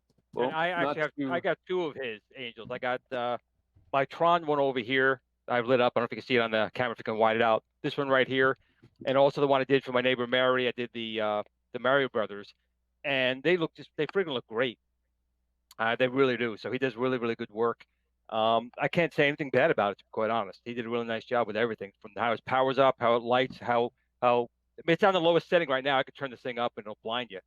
But it's just a really, really nice one. And I've heard similar people say with other ones they've had some issues, but I think generally they've been good. But out of the 2 I got from Angel, perfect. Nothing wrong with them. Yeah, and as for light bleed, I really don't have any, to be honest. 'Cause Nope. I don't use like the arcade mod ups and the game factories. They're really good marquees. The only thing is they use a full acrylic sheet. I use a black frame that just shows you, that just lights up what has to be lit up. It doesn't. You don't need to go full acrylic, and that's the problem. When you do full acrylic, you do gonna get the light bleed through the top and the sides. And the easy fix with that would be black tape or magic marker, like a real fat magic marker along the edges. Another thing you could do if you can get it from the back still with it closed is just electrical tape. Just put some Yeah. black electrical tape or the silver tape, like the silver wrapping tape you use, because it's not gonna let any light through, and it'll actually help reflect light back. It's something else you could try, or Yeah. you could replace your marquee, I suppose. Yeah, you can place your order with me. Well, I can tell you when I posted online, some people didn't like the colored marquee. I personally do. I like that it matches the trim on the arcade. Now, some people are like, "Nah, I'd rather it black." When you have all the rest of them black, I can understand that. But honestly, he made that Space Invaders one. Like if I go to my wide shot, you can see the Space Invaders one is right here. With the golden yellow on there. Yeah, he made it look really sweet. And the fact that it's dimmable, that's something that Arcade Mod Up didn't do. So I think that's another plus. And Angel's selling them roughly for the same cost that they were doing. But and they're not as heavy, so it's not costing Angel as much to ship, where they're sending you. And I also the white frame as well. So it's like, if you don't want to go black, we could do white frame as well. So it's either or. Yeah. Cool. You got a couple other color options, don't you, as far as the frame and the trim? Yeah, I could do what I do is I put like the vinyl tape around the trimming. So I got the golden yellow, the regular yellow, the green. I just got the Teenage Turtles green, which was hard to find. I just, not to And cut you off, the Angel, I blue- just thought of blue- something. Turn your phone sideways and you'll go widescreen. Oh, appreciate that. Angel and widescreen. Yeah, there we Hey, go. Bing. Then That's I felt you. bad because he was showing marquees, and it's like, Now you could see them now. Like if you were going to show a marquee or whatever. Oh, there you go. There you go. We'll learn you yet. It's There you go. okay. There you go. So yeah, I mean, totally. I've done a couple of customs this whole night. I've done an Astros baseball team. I've done the. I actually had a husband buy his wife a New York Giants one, and then he went behind her back and bought a Raiders one. So I think he's starting a little feud there. So it was weird. It's just crazy. Sorry, I was looking at Doug here. His I don't know. Who toward the isn't? end, Who isn't looking at Doug? he I mean, was come on. no, Who's not? he was having issues with his bandwidth, but I think maybe we got him back now. Didn't he just get like There he 12 is. gigawatts of? Didn't you just get 12 gigawatts of broadband, Doug? What's going Yeah, on? that's what was driving me crazy. I'm like, I'm wired in with an Ethernet connection. I've got a 1 gig. Like, why do I look like I've got a potato on me? all Your of a wife sudden? is playing Minecraft downstairs with the dog, man. Come on. 100% possible. or streaming stuff on Netflix, right? That's also very possible and probable. So Angel, we heard I feel had out. we heard a few days ago that you were having some supply issues. Did you get that all straightened out with yeah, as a matter of fact, I had to go to my final supplier at my local flea market, and she kind of got me good for the price, but I was able to get a good batch that'll put me completely done with what I have and maybe take a couple of more orders. But that's I have a question for you, Glenn. How are you handling some of your stuff from China, if you're getting anything from China? Well, I always have my son breathe and touch and put his fingers in his mouth after he touches the boxes first. And I wait 24 hours. If he's okay, then I personally put on plastic gloves, cut his sheets, and then I open my box. But yeah, I've been getting stuff actually this past week, and just got to be careful. That's all. You know, I have Lysol. Not that this probably does anything, but I spray the outside of the box before I open it. But my main question is, how are you actually getting everything? I mean, people literally told me they can't send me anything right now. Oh, I haven't had that problem yet. I do know that some of my guys work for Mission Impossible, so they may be stuffing it in some weird things to get it over here. But no, I haven't had any problems yet. But I will say, the stuff I'm getting right now has already been made. It's already stuff that's been manufactured that's sending to me. Stuff that has to be manufactured right now is different. So if something has to be made, I can't get it yet because the factories are still not running at capacity or at all. Right. So real quick before we go any further, Kristen Clark in the chat room, Christiana, sorry, Clark, wanted to know if you do custom, and I responded that you did do custom. So is it really anything? There's nothing really out of your wheelhouse, right? No, I could print almost anything as long as it's in good taste. But yeah, I could print anything. To be honest, so my stuff's out. Yeah, so I actually want to start doing like giveaways for wall arts to like do like custom names that say arcade room, so and so arcade. Oh, that'd be cool. So you know, a lot of cool stuff we're looking to do. So, and I definitely got to get that ad game stuff out there. I tried to do what you wanted, Steve, and see if we can get the screws out. But that machine is built like a tank. Like, for you to take that marquee out or the frame in the back, you really have to take apart a lot of stuff. Yeah, no, I know. And somebody has an interesting question in the chat room, and I don't know it. I know sometimes the guys from Arcade 1-Up are hanging around. I know Scott was in here earlier, but I don't know if he's still sticking around. But somebody has a question, Scott, if you're around, or anybody else. What about the people that pre-ordered Burger Time with this coronavirus? Since obviously everything's coming overseas, is that going to affect that? Is there any information on that? Does anybody know? I personally don't know. I would worry more about salmonella in the burgers. Right? I mean, that's the bigger concern. Burger Time. Mad cow disease. Yeah, I'm not sure if they're in the U.S. I know a lot of people were. I don't know. Reporting shipping labels already, but we know those things can work. You know, shipping labels sometimes are printed a month in advance before they ever actually put the label on the product. So it could be just a matter of time, or they could be slightly delayed. Time will tell because there's no official word on it so far. And Right. Doug, It also depends on was the stuff already built and boxed and packaged when the pre-orders went out? Because if that was already done, they're not in a manufacturing factory; they're in a warehouse waiting to be shipped. So it might not be as big a problem. Maybe. and Doug, I got a question. Maybe your quality's degrading too. Is your Wi-Fi still turned on your computer? Shouldn't. Okay. Oh, look. Well, I didn't know because the Mac will do that if you're connected. Just more ammunition for Glenn here. Yeah. If you leave it on there, it defaults to Wi-Fi first. So they do it easy. I wasn't sure. Luke, yeah, I would definitely hit up Angel to get you taken care of, man, because he's done a great job. He's been really responsive to the community, and Yep. Cool. And he does good work, and it just comes Yeah. out to that. As a matter of fact, Angel, I'll hit you up either today or tomorrow. I want to get another order in myself. he's not taking orders. Are you not listening, Exactly. Glenn? Yeah. I know he's not. Well, Glenn over here is like, alrighty. I'm not sure if you know I'll this, but take I'm a our pretty shit big deal. I've got already. $50,000 to spend. And, oh, there's a I'm Burger ready. Time That one. looks nice. yeah, That looks great. real nice. So they're ready to go That's what you. once they start shipping them. I couldn't believe how light they were. Like the ones that I got from Arcade Mod Up, it's like you could use them as a weapon in your house. and They're and good paperweight. They're a good paperweight. they're more than a paperweight. They'll do Yeah. those things will do some damage, man.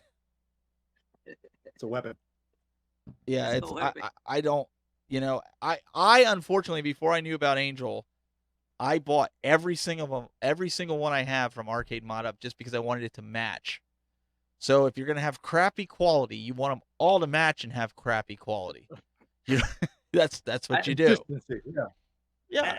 And I don't like to throw salt on the wound, but I kind of saw a while back that they've been removed for a vendor as a reliable vendor, which is vendor? sad because I spoke to them personally. I spoke to the wife. I spoke to the husband, and I told them, we could. When I first got my first marquee was from them, so they were the one that inspired me to do what I'm doing now. So I reached out to them and said, hey, can we change this? And they were like, no, and I was like, okay. So I did my part. I could show you And a star is born. I could show you email chain after email chain. I'm sure Doug had some feedback for him and Glenn. Email chain after email chain of things that they would not fix that showed up incorrect, holes drilled incorrectly. And the guy thought I was trying to be a criminal to try to get another marquee out of him. And I'm like, dude, you don't have to send me a new marquee. I'm just telling you that the holes are wrong. I modified it. I made it work. But I'm telling you, the holes are wrong. So, Yeah, my image was out of whack. My LED was out of whack. I was like, nah. oh, the LEDs. Did you guys get any of the LEDs that were like that orange color? The daylight, what they call the daylight color? I didn't have orange color, but I had bare exposed wire on mine. Ugh. The package they sent it to me was not even a full 4-sided box. It was kind of like a burrito. There was scotch tape on the end, which Wow. I had never seen anything But like that in my entire life. And it's just, I chalked it off as like, well, they're a new company. And then I tied it back to who they were. And I was like, okay, well, this is not a new company. This is just a new product. So Here's an LED I just wrote strip. that one off and it said, yeah, the ribbon. They gave me like the this ribbon, one. yeah. I tell you, it's 48 inches long. And when like the end part is so brittle that when I went to stick it on there, I actually pulled the wires off and I had to reattach them with the copper. So That's horrible. so I ended up getting a new LED strip and I just replaced it out. I wasn't going to contact him back. I knew where that was going to get Hey, me. when are those shirts going out? I want one of those shirts. Right now it's just a we had some issues last night. But right now it's just a prototype to see if you guys like them, because I know a lot of people when they saw the new Tech Buzz hats and shirts, they were like, "Hey, you got to do the Retro Buzz." Even PK asked. And so I did a mock-up last night and I wanted the guys to see it to make sure. Glenn said that his logo had to be first. So we made sure that Glenn's And logo 50% bigger. 50% It had to be twice bigger. the size. Come on, it'd be 50% bigger. Come on. And so Doug's fit. Doug, I tried to get yours as big. It just, I don't know, it just couldn't get it. I just asked to be on the armpit, but apparently they won't print it on the armpit. No, we laid it out to where I think it looks really good. So it's for aesthetics. I mean, people got to wear this, you know. So I ordered one that just says the techbuzz.net on the back, and then it has the arcade on the front. So I want to see what the quality's like. Oh. And yeah, just not only that, but Angel, I know you don't have a supply problem right now, but when you get the LEDs back, we also want my logo to illuminate on the shirt. All right. Okay, so we want to have it twice the size. Right, I want it to LED glow. rings. Yes, I want it to glow. So it's like a yummy Glenny on your shirt. wait, didn't you say He wants like that you wanted logo in the middle. you wanted to be able to fart and have the thing light up? You said. That was it. Yeah, or if you farted, it had to be one of yours. Oh, okay, that's what it was. Yeah. And I said, look, I could give you your logo first. I could do that, but everything else, I don't know. So, but no, we're gonna try. I'm gonna try to talk to the company that's doing it, so that way everybody, if you live in a certain area, that way we're not handling money or anything like that. You can order direct from them. That way, you know, if you live in another country, because that's the biggest thing. You get people from other countries, and it costs more for them to ship it than the shirt actually costs. Yeah. The only thing $70 t-shirt when it's all said and done. The only thing that we might do that I might have to do in house is the company I get all my embroidery done. They're a small mom and pop shop that's based in Tennessee, really good place, and they're very affordable. So like an embroidered hat, we could probably sell it for like $23 to $25, where normally an embroidered hat you're gonna pay $30, $35, like of a sport team or something like that. Can they embroider anything? Yeah, they'll do clothing. They do like, you know, hats. They'll do blankets. Yeah, I'm gonna have to send you something because I ordered a hat from Cat Beats, which is one of those companies that advertise on Facebook, and then that was like in October. I still haven't gotten it. Ooh. Well, the stitching's really good on this too. Like they don't skimp on the stitching. You know how a lot of times with embroidery you pay per stitch. Yeah. They have a flat fee, and like I said, it's $25 to set up. So like when we do the retro buzz, I'll have to pay $25 for the, I guess they call it a screen or something like that. But it's a one-time fee to set it up, and then you pay. Like the more hats you buy, and they'll do baker's dozens. So if you order a dozen hats, you might get 13 or 14 hats. Nice. They'll do flex fit hats, which is what I like. I have the techbuzz.net on the back of my hat here, and then it has the new logo that I have up there, and they're real comfortable. Same one that you wear NFL or, you know, NBA or whatever it is, your sport team. So Right. I'll look to see about getting, you know, I'll have to talk to Glenn and Doug and see what color we want to go with, if we want to do it to match the shirts or whatever. But That'd be cool. that's where we're at right now. Definitely, definitely want mine. I'll order mine up.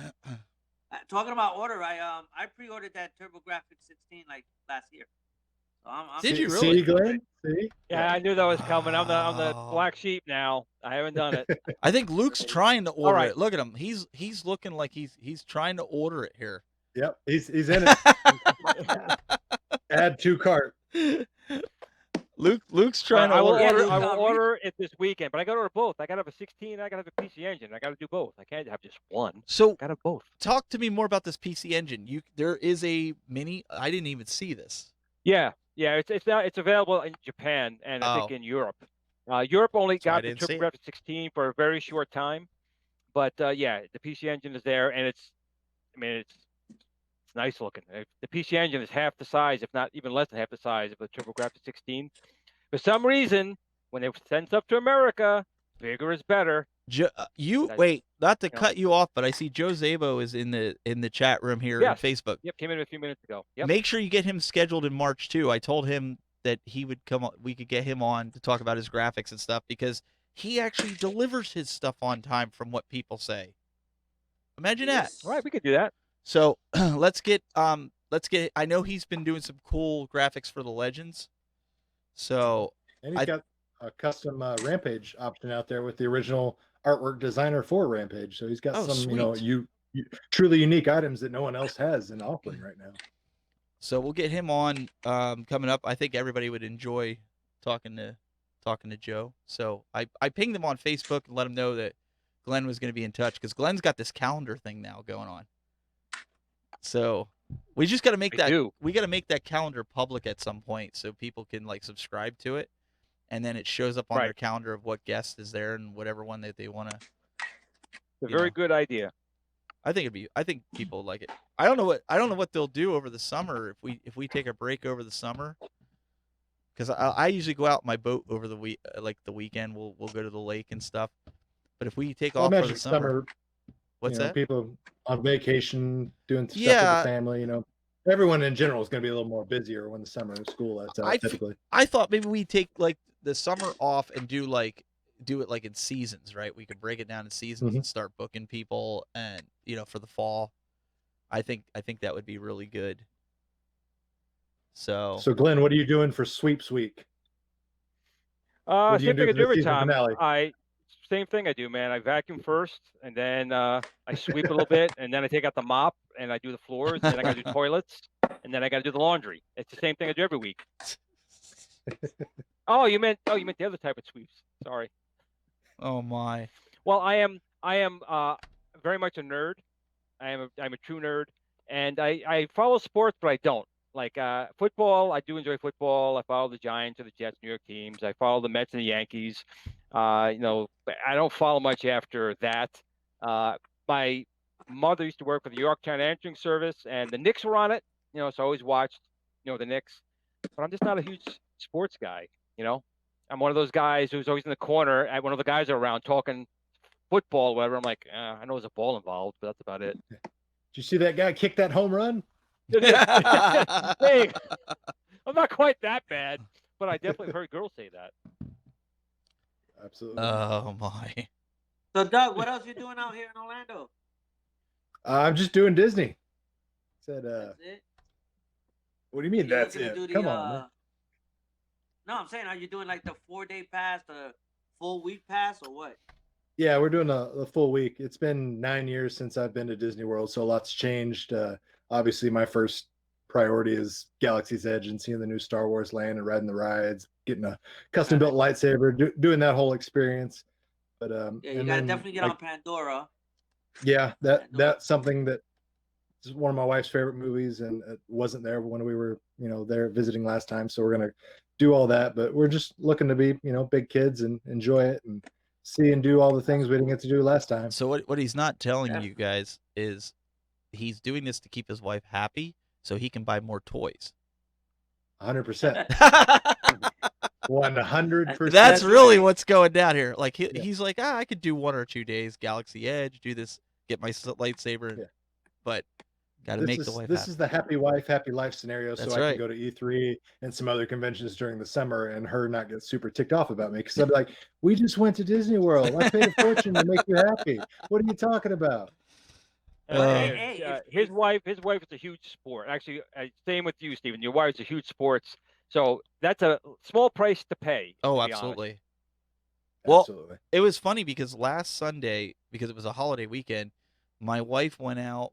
They had a surprise birthday party. It was a girls' night, but it was with her cousin. It was her birthday, but they only did like girls. So me and a couple of the husbands, because we're all friends, they came over and I was like, "Hey, you want to do game night? We'll crank up the arcade." We sat here. We must have played bowling on the Legends for like 3 hours. Me, my daughter, my son, and a couple of the guys. We'd all alternate, and we were playing. It was getting intense. Oh my goodness. It was incredible. And then we played some different tournaments and like Golden Tee. Golden Tee is a hit because some of these guys like to play golf. But we nonstop, man. We played for like 5 hours. We had the pizza here. We were good, man. We were set. So we had a ball. Good weekend. It was good. It was, that's what the arcade's meant for. I mean, people were playing pinball and it was funny. Speaking of the pinball, the one guy, he's in the console games and whatnot, but he came to me and said, I think there's some lag on that Toy Shock. I said, really? He said, yeah, because I was playing Pinball Effects on your Legends And he Yeah, said, that's a that'll do lot it. slower.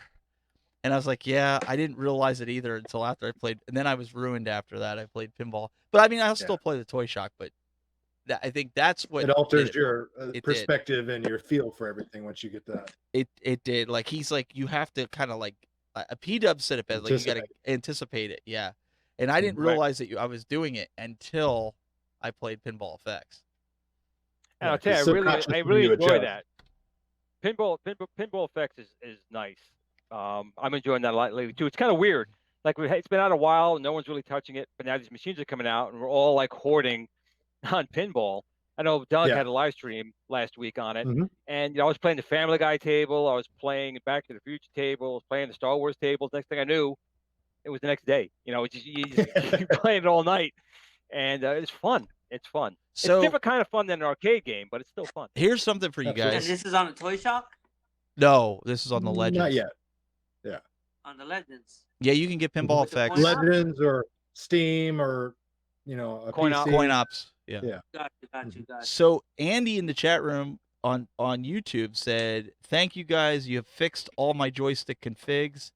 My faith has been renewed." So good. I'm glad today had helped somebody. Yeah, somebody took something away. That's great. That's awesome. I just wanted to bring that up because I thought, because we didn't know what anybody was going to think about this because we're not experts. I'm not an expert in this.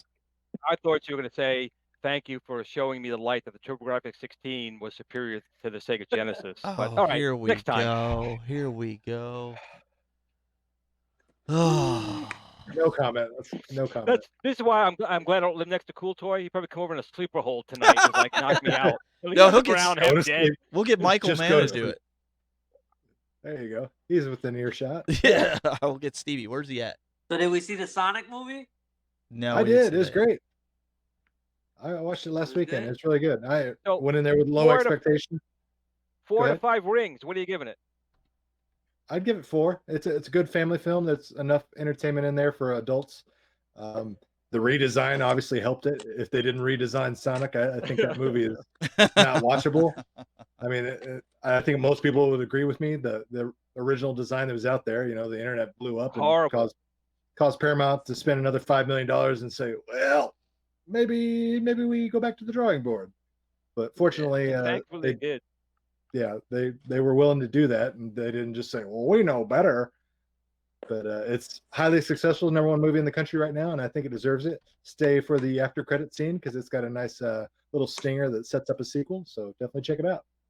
Nice. The one thing I keep hearing from people a lot is saying that Paramount did fan service, so they caved to the people to change Sonic, and I don't think that's the case at all. Yeah, I agree. I mean, I heard it said a couple times on YouTube when people say Sonic the Hedgehog, like Star Wars, those are preset properties. You have a certain expectation when you go to see these films, what it's supposed to be about. Now, take like the Mario Brothers movie back in the whenever the hell that came out. Oh my! No, that was a red hot. That was a mess. Now, Mortal Kombat, at least the first one, I thought was great. It was pretty accurate. The game. Same with the first Resident Evil. I mean, they're still entertaining, but the first one was kind of more with the game. And that when you make a movie about a game, you kind of want to be about what the game was about, not being close to the source. Yeah, you don't want to be I'm being artistic in my designs. No, if you want to do that, you got to make up your own stuff. Yeah. Then you be artistic. You can't take something that's a property as a kid you're going for 20 years and just change it to that. It was a bomb at the teeth. I keep seeing those teeth. I'm like, what the heck is that? So I'm really thankful to them to actually listening to the people. I was one of them. Redesigned it. He looks great. I haven't seen the movie yet, but as Doug said, people seem to like it. Hey Luke, I got a question for you. Have you picked up any of the arcades yet? No, not yet. You mean you didn't? You didn't buy a 1691 and rotate it and? Nah, I've got a couple cabinets so far. They were gifts, good surprises, and I geek out with those in my studio downstairs. So I love having those damn things. They're great. I am gonna let you guys go. I wanted to say real quick. This is why I've been holding. Oh, sorry. I want to say I love the show, guys. I love what you're doing. Keep it up.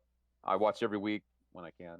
and I think you guys are doing a kick-ass job. So keep it going. I love it. Oh, thank you so much, Luke. Thanks, Appreciate Thank that. you. Appreciate A, it. a lot of With you love's got to go to NAB Steven standard. there. Wait, Luke's Steven is the guy who runs this though. Steven actually puts this thing on. Doug and I and Angel now, we're just kind of here, but Steven really does everything here. So kudos to him Yeah. for really putting this thing together. Luke's Agreed. followed Yep. a lot of what I've done, and he came in. What was it? I was streaming the one night. I was streaming a video game from the Legends, right? Yeah. And this guy, well, at least I think he was a guy, but he. Well, wait. Let me It's the preface it. internet. You never know. He's wouldn't you say, Luke? He's probably like autistic or something, right? Yeah, there was something going on there. Yeah. He had a Street Fighter cabinet. Oh no, he had a Galaga cabinet that he wanted to convert to a Street Fighter, right? That's what he wanted, a Street Fighter cabinet. And he was wanted talking the about one that would rotating. mod. He wanted the one that would mod the best. I think that was the one he kept. Oh, right. And he Yeah. every time he wanted to play a game, he said, "I'm going to rotate the screen." And I'm like, "You're going to take the cabinet apart each time and rotate the screen?" He's like, "Well, yeah, because then I could do vertical games and horizontal games." And I'm like, "Why wouldn't you just play them horizontal and just letterbox it?" Well, no, because I want the real effect. I mean, he went, Luke, what did we go, 2 hours? I mean, I lost it. I was laughing Dude, so hard. you were talking in circles to this guy, and you had the patience of a saint. Dude. Where Finally, I just Yeah, it was started laughing. The guy, to this day, I don't even know what he did with it, right?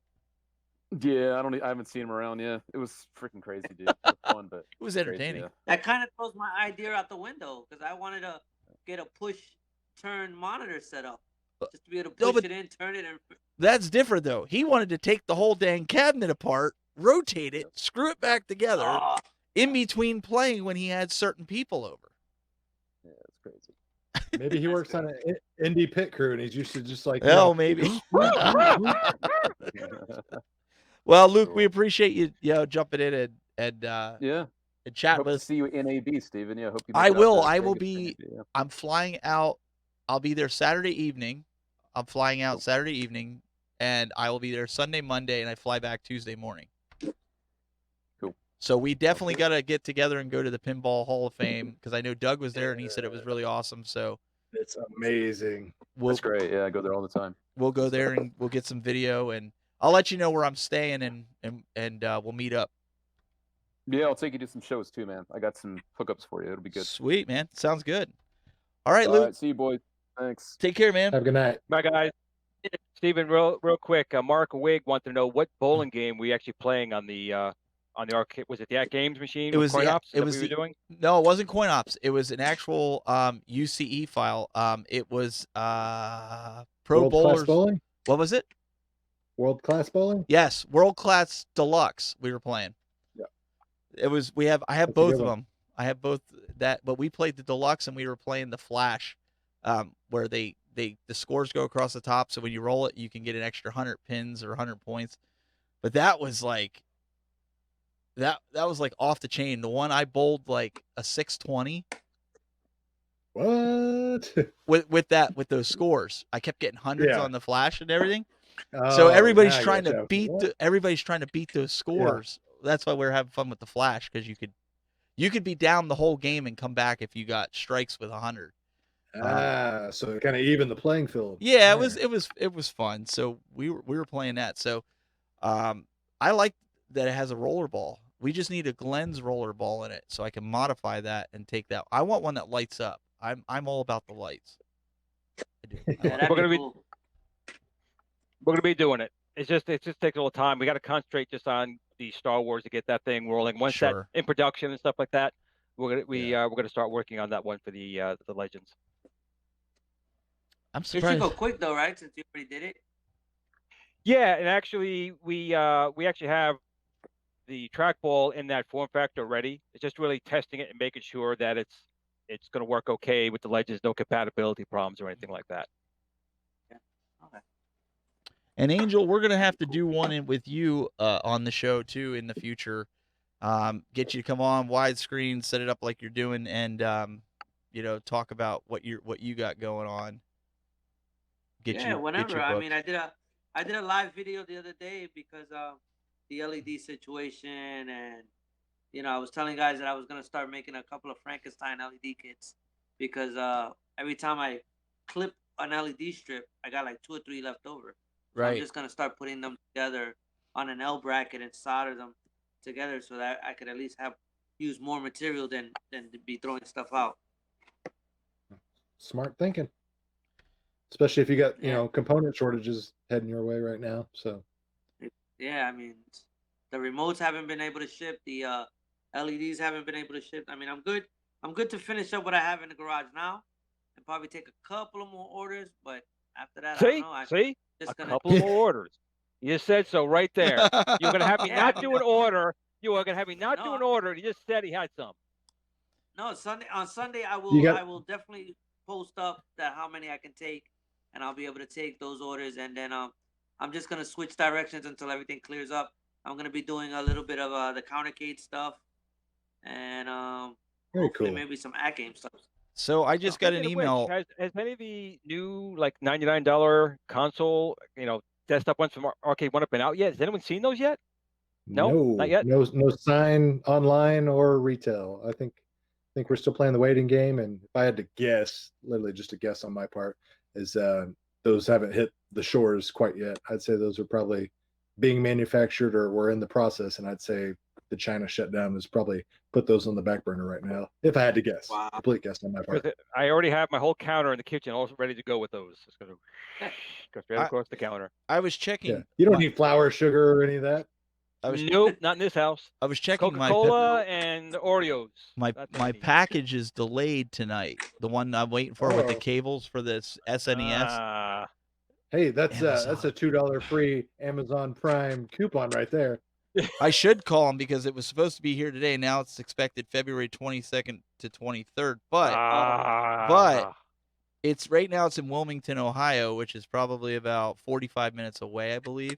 So time it to get in the should be car and here. drive. I was gonna say it should be here tomorrow. No, are you? Road trip. No, I'll after this. I'm just gonna go up and chill with upstairs. But Sometimes they're hit and miss. My Arcade One of Star Wars cabinet was supposed to be here last Friday, so I was like, cool, I'll have the whole weekend to put it together and really test it and play it. It was delayed till Monday. I waited all day Monday, didn't show. Shows up on the day of the rain, Tuesday. I told my brother, go outside with a bag and put a bag on it. did you get it from Arcade One Up or did you buy it from like a third party vendor? I had to get it from Amazon. It hasn't been around Oh. my area in New York. I haven't seen it Okay. anywhere. So I saw it on Amazon, and it still said Prime. I knew it wouldn't be 2 days, so I gave it a week, and it still took like 2 weeks. Wow. But it came undamaged. The guys, I saw them on the camera, wheeling it up on the on a cart, placing it right where it's gonna rain. Thanks, guys. Did you see Pitbull's comment in the YouTube chat? He said, "I hate to tell everybody, nothing's coming out of China anytime soon. So if there's stuff that's being That's not true. The coronavirus is absolutely coming out of China. So, it's still coming. Yeah, I don't know. And so this goes back to what we said, remember, with the CES launch, right? When everybody was getting on Arcade One Up about not giving dates. We said in the event something catastrophic happens and they give dates, this is catastrophic. Like if they Right. would have said they're going to deliver it by, let's say, July, the first wave of the new cabinets like NBA Jam, this will set them back probably a month to 2 months because it's not just Arcade One Up that's backlogging. So all these ships and everything else have to take other companies' Yep. products across. So Right. this is unfortunately. Although, to what be they're- honest, John goes over there all the time. He can bring a couple back every time. I he was goes just to gonna China. say, what if Scott and Yeah, John Scott- just throw it John- on their back? You can carry 2 things on the plane, right? Yeah, that's 4 that's things. You can bring doable. back immediately right there. Yeah. Boom. I think we need to tell David that when he's on the show next month, because David's gonna come on, and apparently he's gonna have some big news. The 20th of March, another announcement, another arcade announcement, Arcade One Up announcement. Hey, great. So that's coming. So Joe Alright. Sabo in the Facebook chat asked us, what arcade cabinet are we most excited about? Current, I'm most Jam. excited. I'm most excited about the pinball. I'm not excited about the machines. I'm excited about the pinball at this point, to be honest. I would agree. Those two. NBA Jam and pinball. I would agree with that. Pinball's probably Nothing against. I mean, NBA Jam looks great, and the Golden Axe looks great. Nothing against it, but right now that pinball just has me like laser beamed on it at this point. Although, Glenn, I'm really interested in getting the Star Wars with the seat. I think that seat just Oh makes yeah, it unique. oh yeah. Um, And you know what? You know that seat's gonna already be modded for the full enclosure, and I'm waiting for someone to do that. Yeah. I don't have room for it. That's the thing. It's like I gotta choose now. It's like pinball or a big Well, Star there- Wars. you The have cool a- thing about the seat is like it pushes in, like right. it comes up to the cabinet, so it doesn't necessarily have to stick out that entire distance. You can kind Yeah. of collapse it, and it's essentially like putting a riser in front of your cabinet, so it takes up less space, which is a good That's good. design aspect. Actually, I'm betting my buddy Bruce Yeager will be one of the first people to mod that thing to a full enclosure. I would agree. That's my bet. Bruce, if you're listening, is a challenge for you, buddy. Let's see you do a full enclosure for it. But I have to say though, my favorite cabinet right now is not even an arcade 1-up cabinet. It's the Legends. I really like the versatility that it has. I mean, don't get me wrong. I still like the different arcade 1-up cabinets to play certain games, but the Legends Ultimate, the versatility in it, and the different types of games and how you can play them, bar none. Yeah, it's it's a different design of machine for a different purpose. The Legends is pretty much to play anything that you want, anywhere at a time. Other consoles are more streamlined for a specific type, and it depends on what you want at the time. That's what I wanted to ask anybody, because I tried doing this, and I was talking to Glenn and Doug about this before the show started. I was trying to connect my PC with Bluetooth to the Legends, and I swear I did it before. Did they break that in the latest firmware? Can anybody confirm that they can connect? Because it kept asking me a pin, and none of the default pins would work for Bluetooth. We tried 0000, we tried 1234, and it kept kicking it off. Has anybody had any luck doing Bluetooth with 4.7? 4.7 Sounds right. firmware? 4.7 is the current, yeah. I'm just curious because if that is, I want to talk to the engineers about it Monday and let them know, like, hey, because I wasn't able to connect. I did it like 50 times here. And I have a little Bluetooth dongle that I used inside of the machine because it doesn't have Bluetooth in it. So I plugged that in. And I wasn't getting. So I didn't know if anybody else tried. What manufacturer of the dongle is it? Is it like It's a Kingston. knockoff? It's a Kingston, all right. Oh, you got no, the it's latest not. drivers in and everything. Yeah. It says GRS on the side of it. I don't have a GRS. GRS, there you go. GRS, I like that. I haven't even updated mine. I had it still fresh out the box, still brand new. Oh wow, yeah, you got a couple of downloads headed your way as soon as you turn that on. Man. You didn't even turn on your Legends yet? I turned it on. I played it that first day for Christmas, but I haven't updated anything. I haven't connected it to the Wi-Fi. I haven't done anything. It's gonna be like a whole new machine to you now. It is. Yeah, Yeah. literally. My biggest desire is to cut it down, to bring it down. I mean, I know we all saw the P-Dubs video, did we? Mm-hmm. Yes. Well, essentially, I mean, you can take that bottom part off for the most part. Right. Yeah, you don't need that Right, bottom You can part. almost make an oversized, bar top out of it. Yep. Yeah, that's what You I just- want. I want to bring it down. I want to cut it down and bring it down. No, I know don't cut P-Dubs it. did a Just don't video. screw it in. Right. Yeah. I don't think I've ever installed the side screws on mine. Honestly, to this day, they're still in a bag. You don't I've have just never. you don't have kids. I don't have kids. Yeah, you're right. I don't have to worry about people knocking it over. Got you. I got you. If I didn't have kids, I wouldn't have done it either. Believe me, I thought about it. I was gonna just stick like pins in it, rod pins, just to keep it stable so they wouldn't slide, and then put Yeah, stickers pull over. them it. out. Yep. Pull the stickers, You pull could it do out. you could do push pins. That's what I'm saying. Like a well, Quick you'd have release, to use something or another. metal though because of the way it's set up. Yeah, You don't quick want it to release slide off. push pins, yeah. But then Yeah, I have that'd be- black stickers over the holes, so I would just cover them up because I don't take it down often. Actually, speaking of my screws, I still have them like right here. Didn't put any of them in. I got them all sitting in this tray, just sitting here doing nothing. Well, didn't you have your front off of your arcade for a while, and you had At Games boxes in the front? Yeah, that's something I was going to do, but I did purchase some new artwork for it, so it's going to look pretty sweet, thanks to Joe. Just got to wait for that to arrive. Nice. Try to put the front back on. Let me guess. It's gonna be Tron. Could be. Could be. I don't know why I would even guess that. I don't know why you would say that, I to don't- be honest. I don't It's not know. like it's his I don't know favorite. why. No, I have no idea. You know what? You know what I Uh, need? A real nice Darth Vader cabinet. I'm kind of over the Marble Madness one, like a real nice Star Wars Darth Vader, like where the side of it looks like Vader. Mhm. That would be pretty Yeah, killer. could do that. That would be really killer For what system? for the Legends. Just the artwork, yeah. Just the artwork. That would look pretty awesome. Because I'm trying to keep with the theme of the control deck, unless somebody makes it like. Because I don't want to just slap a sticker over top of it because of the acrylic. Gotcha. Because after a while, the sticker's going to wear off with your hands, I would think. You know. Right, It right. depends on the print material. If you got a thick, nice vinyl, you'll be fine. Like I don't have a controlled plexi overlay on my original Street Fighter cabinet. I play it all the time, and I've never even so much as scuffed it. Really? Yeah, it's got really nice, thick, durable, vinyl graphics on it, and I could probably scratch it with a quarter and Oh, not you're- really have to like. Is it modded? Yeah, yeah, I've got a Pandora 6 in it just because Oh, my friends okay. didn't. They're like, wait a minute, this has only got Street Fighter 2. I'm like, yeah, it's a Street Fighter 2 cabinet. It's an original one. They're like, what else you got? So You I got took the bullied. board there. out. Yeah. So Meatball Saucy says, just updated and Bluetooth connects to the PC. So did you do anything? Oh, wait, Wondering if hold it's on. your dongle. Real quick here, my friend. Joe just said he's actually working on a Star Wars artwork right now, just so you know. Is he really? Oh. Yeah, Yeah, man. perfect. Ask and you shall you go. receive. Oh, Yeah, it's because the Legends is dark right now, right? It's black.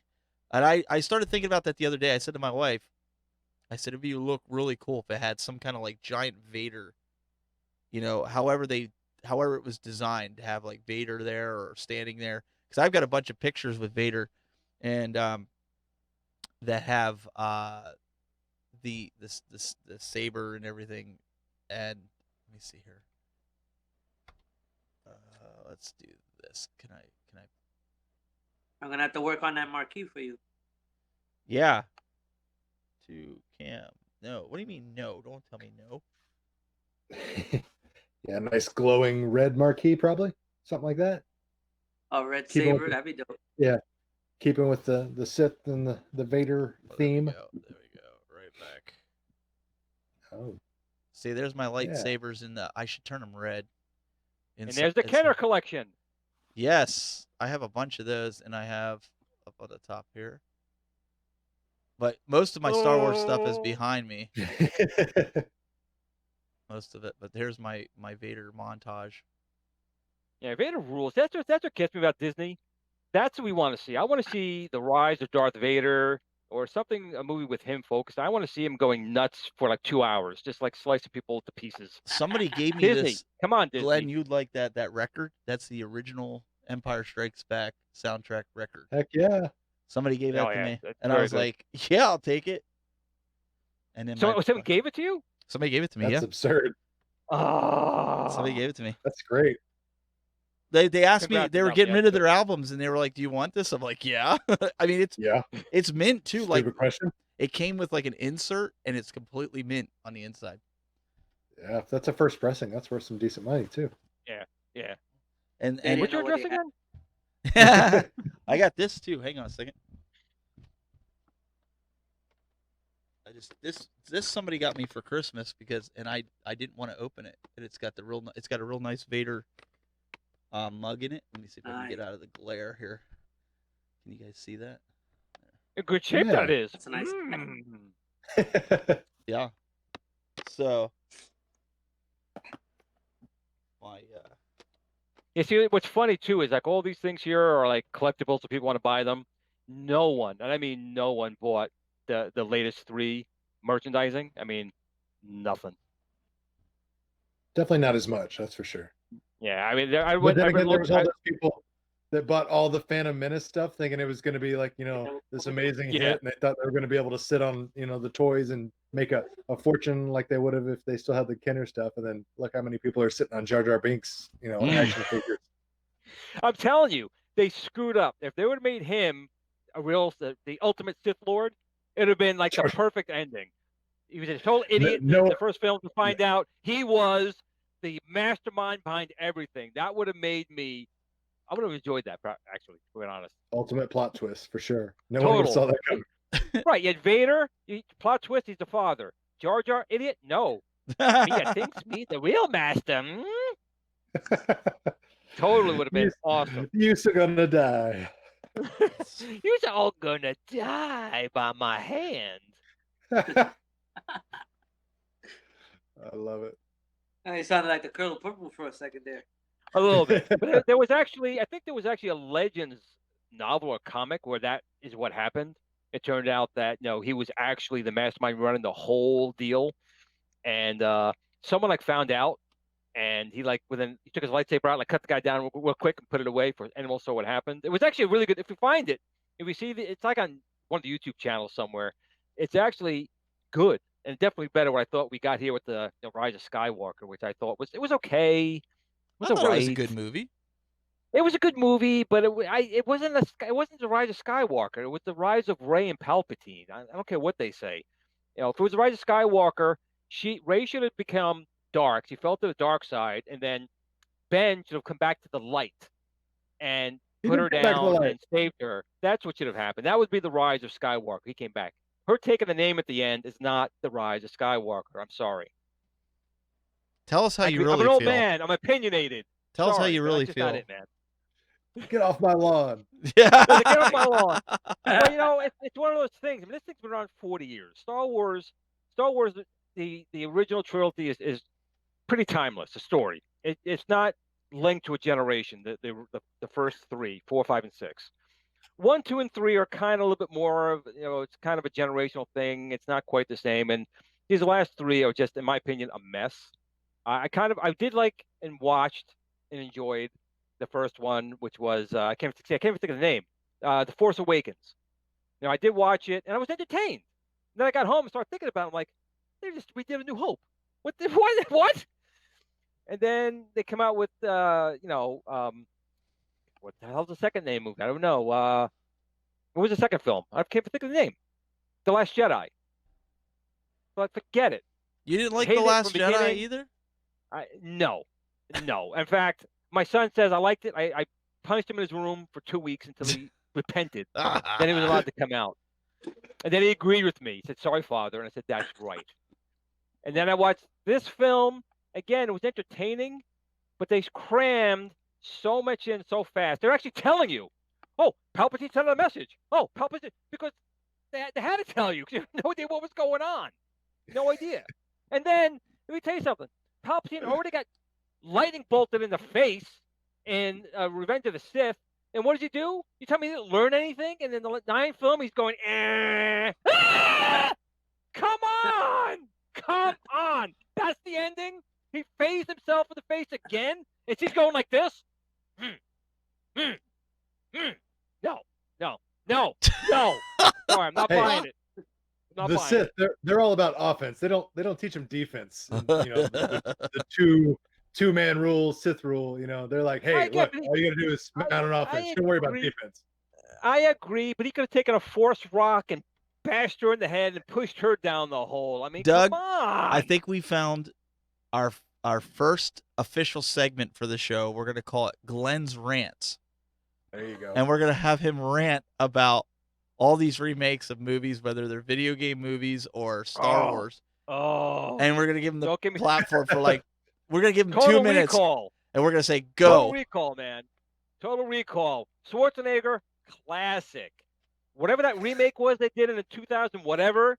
I don't know what the hell that was. Colin Farrell, yeah. That was not Total Recall. The end. I don't say more about that one. Forget about it.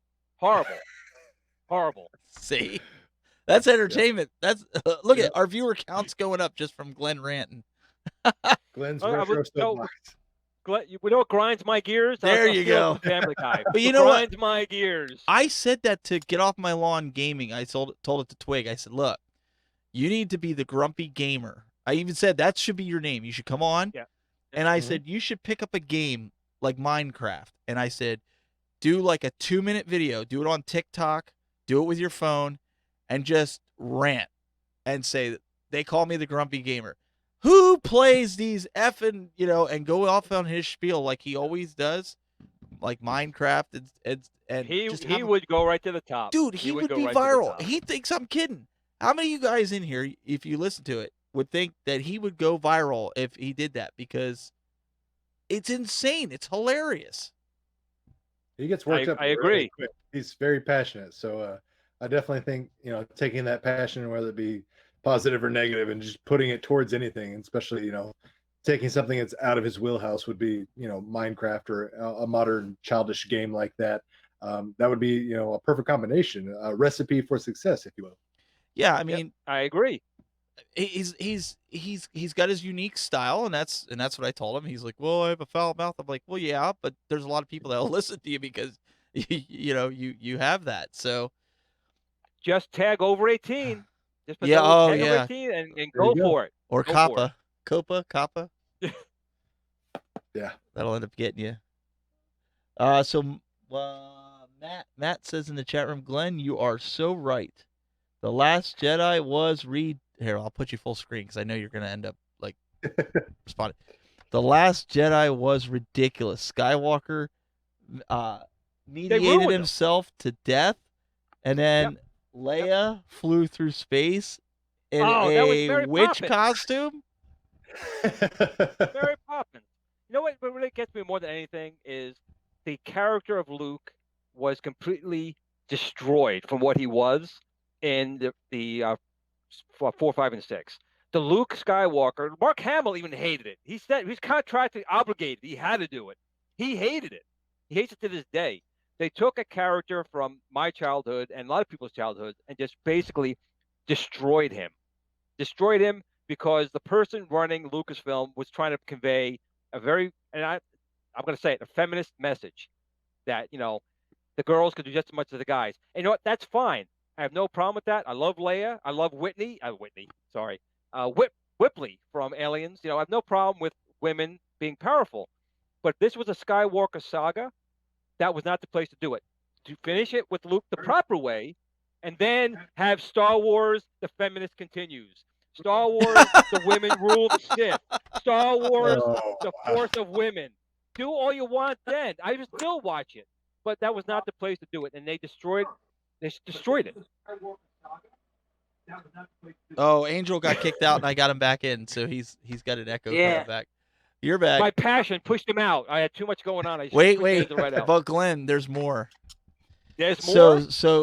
So Sean Power says Glenn and the AVGN Angry video game nerd. And the angry video game nerd battling Atari games all night. There you go. But that's the whole I would do episode. I was always a big fan of his. As a matter of fact, Glenn should be running for office. Well, my brother used to watch YouTube. I didn't really watch it back when they were out. But when my wife had passed away, and I was kind of in a bad place, I found 2 YouTubers. One I saw first, which was the Irate Gamer, and then I found the Angry Video Game Nerd. And I'm huge fans of theirs. I'm actually friends with the Irate Gamer. But I would love to do a video. Sure, I would do one in a second. Absolutely. Yep. I do that kind of face. I think there's a lot of opportunities out there for people, but you got to put you got to put the time in. I mean, that's what people don't realize. Right. They want that quick rocket right to the top to be super popular, and it's like, I mean, I showed you can't all be me, man. Just can't all be me. I don't know what to tell you. Well, I showed you guys. I mean, you were talking about video quality earlier, but I showed you guys in the private group that we have how I started, and I had cardboard boxes behind me when we were moving, and I went through.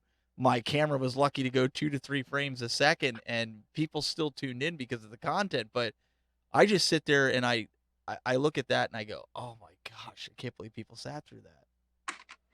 But you have to put the time in. It's unfortunate though. Most of the kids now do watch other people just rant and scream and curse. Right. And my son will laugh his pants off. Even when I do it in the car, when I get a little road rage, he just laughs at me when I'm cursing up a store. Like he'll see me struggling. Well, he's got to do this. When you're ranting, your son's got to do this. Yes. Put it up on YouTube. My father's ranting. Let's get that up there. I'll be on TikTok like everybody else. My son likes this guy, Preston. He's on YouTube, Preston Styles. He's like a big YouTuber apparently. He's, But my son also, I walked up there because I was working on his computer. I walked up there and I'm like, "What are you watching?" He's like Preston. The dude's married. He lives in like this mansion type thing, and Mhm. all day long, his wife and him, they think of these goofy videos to do, and he comes up with this idea where he's like, I think I'm gonna get in the bathtub and I'm gonna be blindfolded, and I want you to put anything that we have in the refrigerator in the bathtub, and I'm gonna tell you what it is. And I'm looking at my son, and he's like, can't wait for this to happen, right? And I'm like, really? I'm down there creating like high end content, and this is what gets viewers. I'm doing this all wrong. Man. My son, I don't know who they are. It's some two women just eating food. You see just their mouths, and they're just eating food. I'm like, what? What Like, channel what? is he watching? I don't know, but they got like 30 million subs just eating friggin' food. I'm like, you gotta be kidding me. Post the Kidding me. website. Carrots. It's on YouTube, but Stevie- I don't get it. Stevie Richards I don't said it get it. best. You just find a blonde and a cheeseburger and have her eat it, and she'll have 30,000 subscribers by the end of the night. That's Hey, true. I would subscribe. That's what he said. Or he said, or petting a kitten. That was the other one he said, because we used to get mad because back when Ustream, I don't know if you guys remember, Ustream.tv was a big streaming platform, kind of like Twitch and Justin TV. Well, before Justin TV became Twitch. We'd go on there and they'd have puppy and kitty cams where they're just like in a playpen, and they'd have like 30,000 viewers. We're sitting there doing tech shows getting like 12,000 live viewers or 1,200 live viewers, and we're sitting there going, what are we doing wrong? Huh. Yeah. And Michael's like, well, maybe we got to put a cat in the frame or something, you know? And it's just weird what people watch. I gotta have Blue on more. That's all. I'll bring Blue on some more. Yeah, there you go. There you go. That'll instantly Like shoot your prop. The Puppy Bowl halftime special, it literally brings in millions of viewers, and it's literally 4 cameras on each corner and some dogs put in a pen There you go. that looks like a football field. That's how it is. And what about what's that guy? Something Pie, Cutie Pie, Piety Pie, whoever that guy is. My son watches him. Cutie Pie, right? It's Cutie Pie. Yeah. Is that his name? Sure. Yeah. It's got like 80 million subs, and I don't get it. Dashy's the one that my son is so into. But he plays nothing but Mario, and he just curses at the screen. And I'm like, really? do you see I don't want to do that. Did you see the and I'm not being racist here, but this is the only way I can say it. The Korean kid that got 1 million views from smashing up stuff. He has he did the arcade I've one seen up it. the other week that he took a abuse from. It was I've seen it. Yeah, I've seen that kid. Yep. Well, this one was he was smashing a TV or something. He's like, I'm almost to 1 million subscribers. Just went out and bought a brand new TV just that he could smash it up. I'm like, what? What? I wish, Yep. 1 million I wish I had those subscribers kinds of problems. just It's for a smashing shock and awe the TV? demographic. Man, and the kid looks no older than like I call him a kid, but he's probably in his 20s because he Yeah. early I saw him 20s. take a Texas Instruments TI-99-4A, which is my first computer, and it was pristine. He puts it outside. I'm like, oh no! And yeah, he crashed it. It was in pieces. I was in tears. It was destroyed. Well, he took the time Yeah. to build the arcade one up. He bought it at the store. He's like, I paid $300 for it. Puts it. It was a Pac-Man. Puts it together. He put the countercade together, and just destroyed it. I was just like, oh my word. That's rich people problems. Well, I know. Do you guys watch Twisted Gaming TV? That sounds familiar. I might have caught it once in a while, but I don't think so. He's got a really cool arcade. If you want to look him up on YouTube, Twisted Gaming TV. Oh yes, I'm sorry. Yes, I forget have seen it. I forget what his name is, but I like him because he's down to earth. He's like I think it's just Twisted TV. Twisted TV. I think it's Twisted Gaming TV. Yeah, but he's like you, Doug. He's really down to earth. Doesn't care about like how many subscribers he gets. He appreciates his subscribers and whatever. But he's like, he comes on. He's just like, I have this Pac-Man cabinet. I know I'm going to take heat for it, but I wanted to. He says it's a Friday. Don't give a F Friday. That's what he has it, and then he has all the explicit. Love it thing. already. And so You're gonna make me look this up now. no, you got to look up Twisted Gaming TV. Seriously. Yeah. Everybody should look him up. He's got some really unique content. But look at his arcade. But anyways, he goes, well, so there's some new arcades I want to get, and I don't really play Pac-Man because he's like, I have it on other cabinets that I modified and everything like that. So he's like, screw it, let's destroy it. Let's see how many times it takes. I know this guy. Yeah, it's really. Yeah, you've seen him. Seen him. Real Yeah. cool dude. Big fan of his stuff. Yeah, very down to earth. Yeah, I agree. Yeah. So he did it, and boy, he took a beating with that from commenters, and so he did a video about it. He's like, so I'm gonna go through this comments, and he's like, this one's my favorite. You should have donated it to a church. He's like, it's my money. I bought it. I could do whatever I want with it. But thanks for commenting. 100% true. I was loving it. I was like one of the best videos I. So I just went through, but anyways, he did it to kind of be funny, and he didn't really want the cabinet anymore. But I got a kick out of that. People do stuff like that. People love it. I mean, they Oh, do. yeah. I mean, The kids love box. it. I mean, more. they do. I suppose. I would have a stroke if I saw someone doing that in front of my eyes. I'd be having a coronary or something.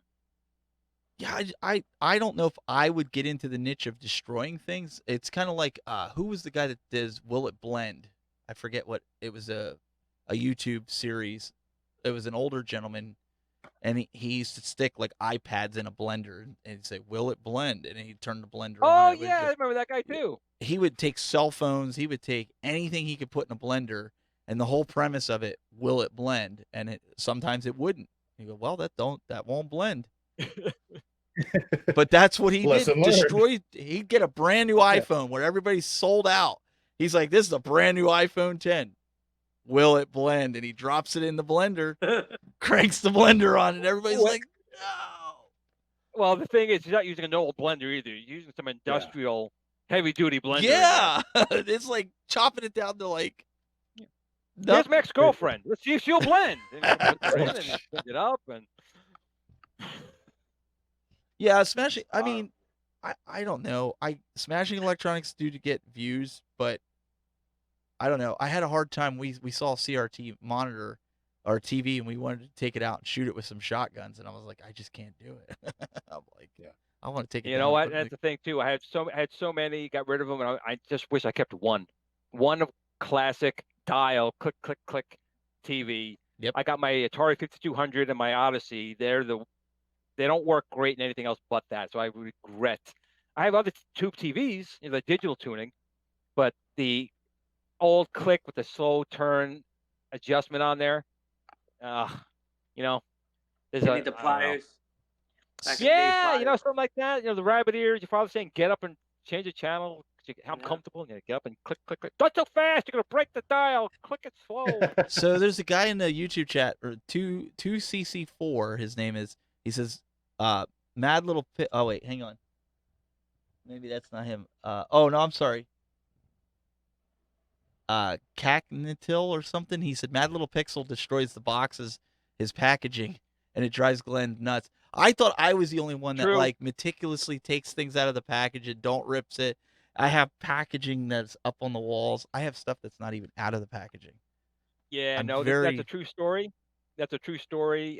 There was an episode where he got a Wreck-It Ralph Basic Fun, and he goes, I'm gonna play with the arcade, and I don't keep the box, so screw it.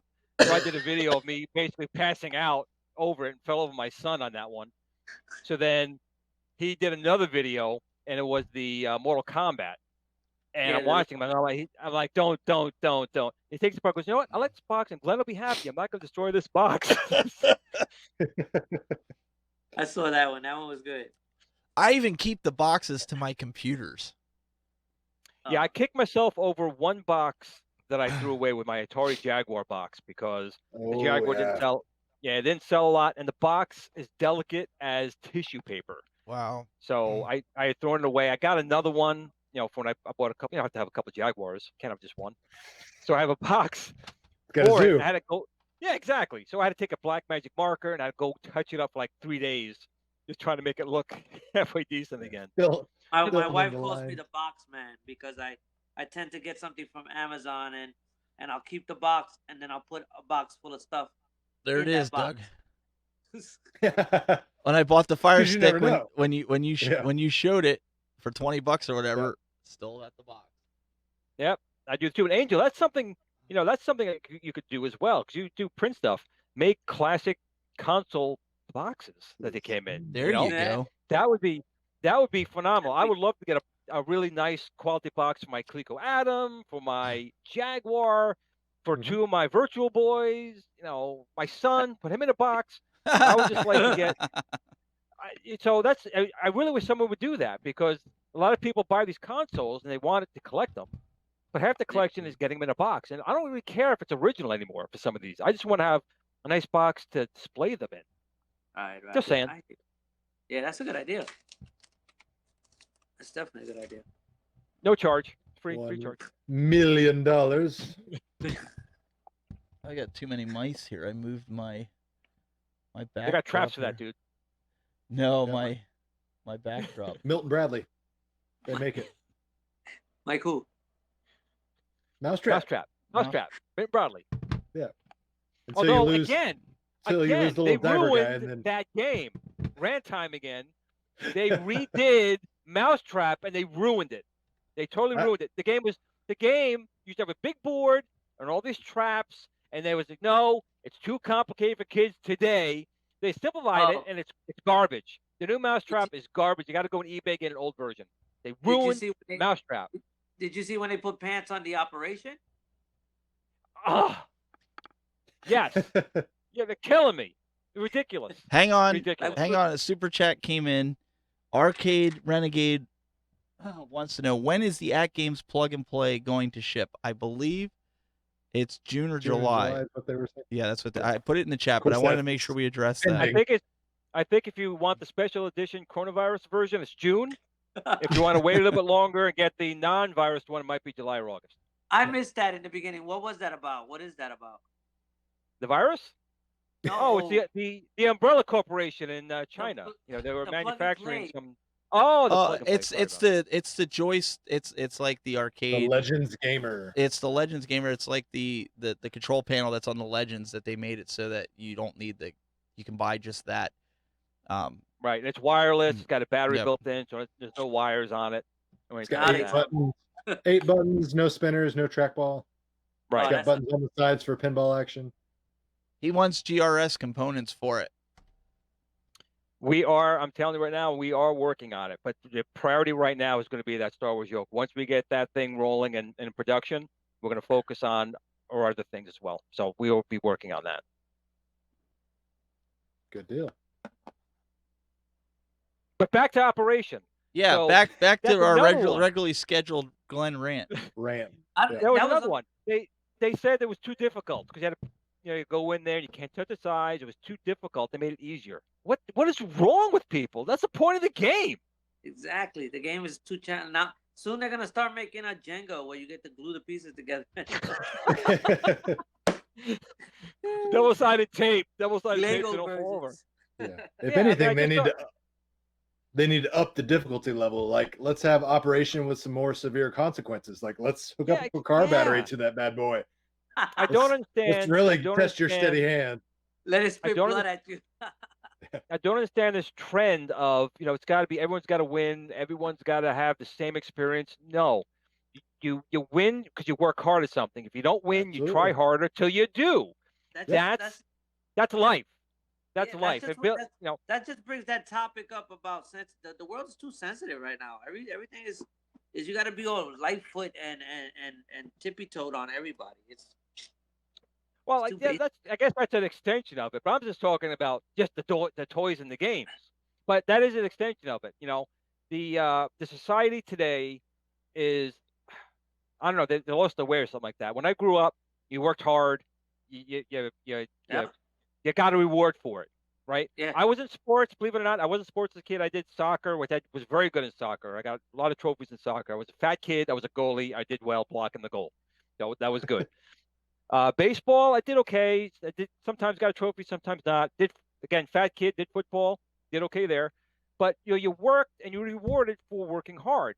If everyone gets a trophy for just showing up, I'm sorry, that's not how sports is supposed to be. Even now with kids, they don't even take scores anymore because they don't want people to feel bad. I'm sorry, that's not life. You're not going to get through life with everyone just saying, "Oh, it's okay. You didn't do good in your review, but here's a 40% raise because, well, they got a 40% raise for working 10 times harder than you. Congratulations." I That is totally not agree the with right you. thing to be telling everybody. It's like the standards in school back in the days. 65 was. Yeah. Yes, it was, and thank God for that. Thank God for that. That's why I'm Hey, here today. real quick, you guys asked about the hat that I have, the one that was embroidered. Mike Toohey just joined. I don't know if he's in the chat room, but if he says something, him and his wife actually own the business that makes these. So you definitely want to friend Oh, him, nice. him and his wife. Yes. So Mike, if you're in the Tell 'em, chat hit room, me up. if you're in the Hit us chat up. room, say something because these guys want to get some gamer hats made. I So if do. you could I say definitely want to something get this thing upgraded. so that they can friend you or friend your wife, so they can get in touch. So I just want to put that out there. I don't know if he's just kind of lurking or if he was here for a second and left. But he does. Him and his wife do a really great job. Johnny, what he's like? What the heck are you guys talking about? Oh well, we were talking about how you give out participation trophies and Don't go out there. Yeah, come in. Right. things like that. What killed me was when I was with my son. I forgot how many years ago it was, but he had the Wii. I think it was the Wii or the Wii U, and it was Super Mario World.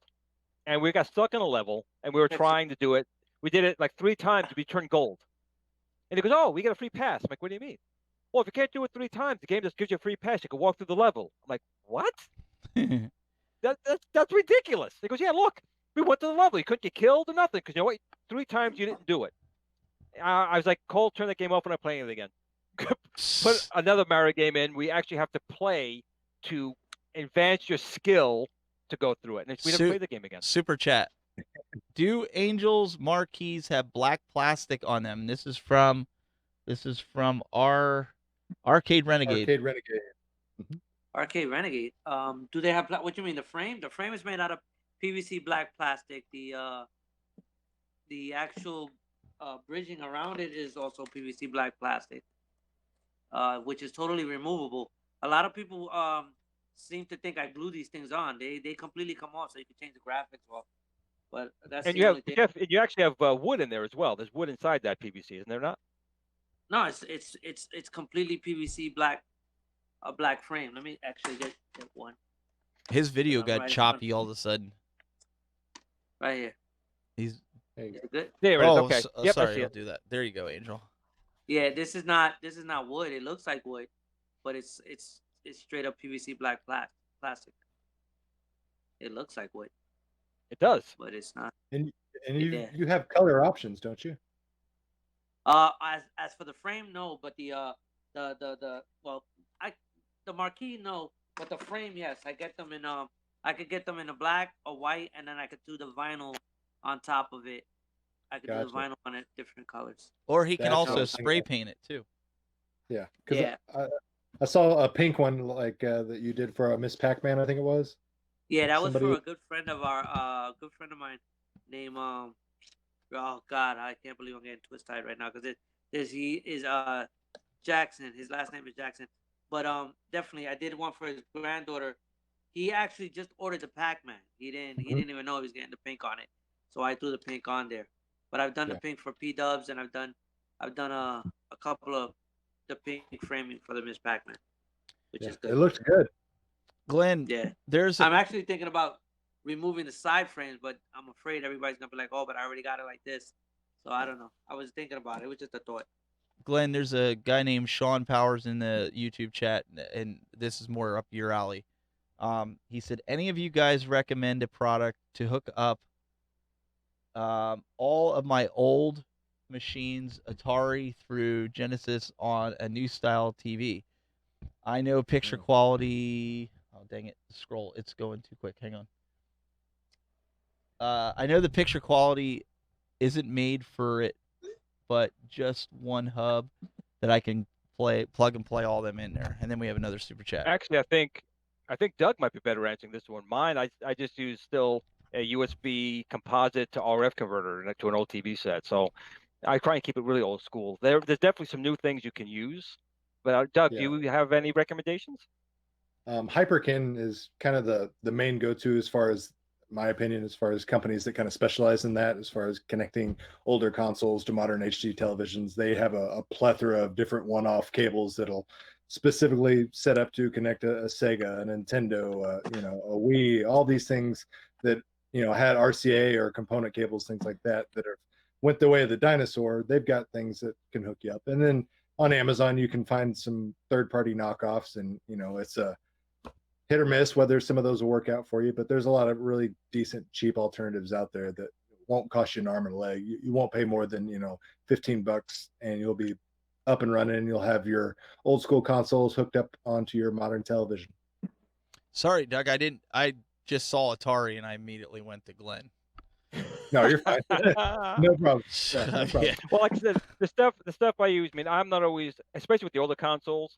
I'm not someone who's looking for like the perfect picture, because I grew up when the picture was literally more wavy lines and interference than the actual game. Yeah, you walk to school uphill both ways in a snowstorm. I did. Yeah. I did. Actually, I yeah. shook the hand of Jesus because we were Oh, both, here we go. school partners back in the time. Oh my goodness. But I use this basically off of eBay. It's got these very inexpensive $4 like HDMI to composite or HDMI to S video adapters. They're very $4 or $5, and you power them from 5 volts, and that's what I do. And if I need to, I'll go composite into another device that goes composite to RF. So it's definitely going to add interference layers. I haven't really seen much latency in it, but there's going to be the picture quality will degrade. But yeah, I'm used to that, especially with the older stuff, the old Ataris and televisions. I'm totally fine with it. After that, if I really want to get one with a better picture quality, I'll usually mod them. A lot of them have like either a composite mod you could do. There's a couple for the Atari and Intellivision and ColecoVision. And then with some consoles, like the ColecoVision, you can actually add a replacement video chip, which will give you a VGA out. So there's all kinds of things you can do. But I think Doug might have the better answers for the masses of what they would probably want a better picture quality, which Hyperkin I think is going to try and give you guys. And yeah, I use a basic composite A and B switch, A/B C/D switch for like the Super Nintendo, the Nintendo. Everything else is HDMI. I mean, that's really what I use on the classic stuff. so back to your we have another super chat. Back to your acrylic. The gentleman says, I want different colors for different cabinets. So basically, our Arcade Renegade says, I want old school see-through acrylic cabinet so we can see the components operating inside, like say pinball. That's what he wants. Oh, so like those see-through Game Boys we had back in the day, where you had the That was see-through cool. Plex shell and Yeah. you saw all the components inside. Yeah. Yeah, that's not a bad idea, really. I was thinking about doing an acrylic bezel for the around the monitor, so that when because Arcade Graphics, Tyler has a thing where he does the moves for Mortal Kombat, which is like a sticker that he puts around the monitor. So Yeah, I was and you thinking can about illuminate it. Yeah, to illuminate it, so you can see those better at night when you're playing. But that's a very expensive, heavy piece. Like it's very just. Oh, I it's got plenty of expensive. acrylic if you guys need it. We'll just Angel, we'll just swap out the ones that I have here from Arcade Mod Up, and you can just take the acrylic and glue it together. I can't glue garbage. I'm sorry. It's probably for the best. I was gonna say I probably have enough to do a whole countercade. No, I don't do. But seriously, that is, I mean, if like Arcade One, if anyone's listening out there, that's not really a bad idea. Having something we can maybe see the whole insides of it or illuminate the insides in such a way. Maybe because I know John was talking about doing like smaller run machines if you pre-order them, like at 300 pre-orders, they can Like run they're stuff doing with off. the wrestling. Right. So that might not be a bad idea to have, especially even the pinball. I think that'd be kind of cool. Have a machine like that. That might not be too bad. It's a good idea. John, if you're still in here, I know you're on your way to New York, or you're already in New York for the toy fair. Yeah, John, you're supposed to be. You better call me up there, John. Call me. I'm here. Call me. How far is Toy Fair from where you're at? It's about a 45-minute ride. It's not too far. Jeez, can you spare it? Rough life. So, I did want to tell you, Stevie Richards told me he's going to be at PAX East in Boston. I think it's this week. He's going to get some footage for us to show here. Oh yeah, because they're demoing. Yeah. showing Retromania. Well, not there. only that, but That's he's right. gonna walk around as being like a roving reporter for us to kind of get us some That's content. cool. So that's what he said he's Excuse me, gonna can I get ask us. you a question? No, excuse me. I want to ask you a question. Come here and talk to me. Let me tell you something. So John says, "Yep, okay." So I don't think he's feeling the whole acrylic. Well, while we're talking about acrylic and John's in the conversation, maybe he can clear something up for us. So we saw those like not pre-order lists, and those website listings that were up and down really quick on the GameStop website for the arcade one-up cabinets. And one of the weird things about those is they said they had a light up overlay, and I just immediately wrote that off as somebody didn't proofread that listing. Sounds Because about right. we've not seen anything like that, but maybe he can clarify what the heck a light up acrylic overlay is for an arcade one-up cabinet.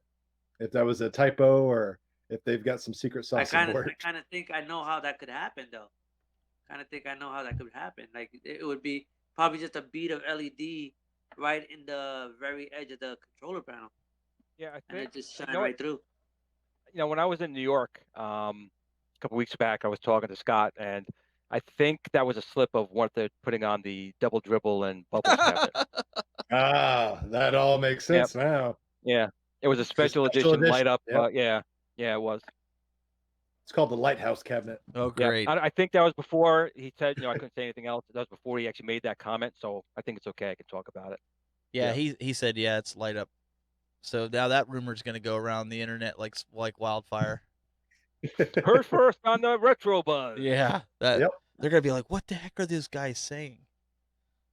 It's gonna come with that real flimsy strip of tape. That's what that they arcade did. mod-ups. But that's what they did for the bubbles and double dribble. You don't know how many people they were having conversations about that going. They were like, yeah, John said we're getting double dribble and they're not doing NBA Jam. We're getting double dribble and we're getting bubbles.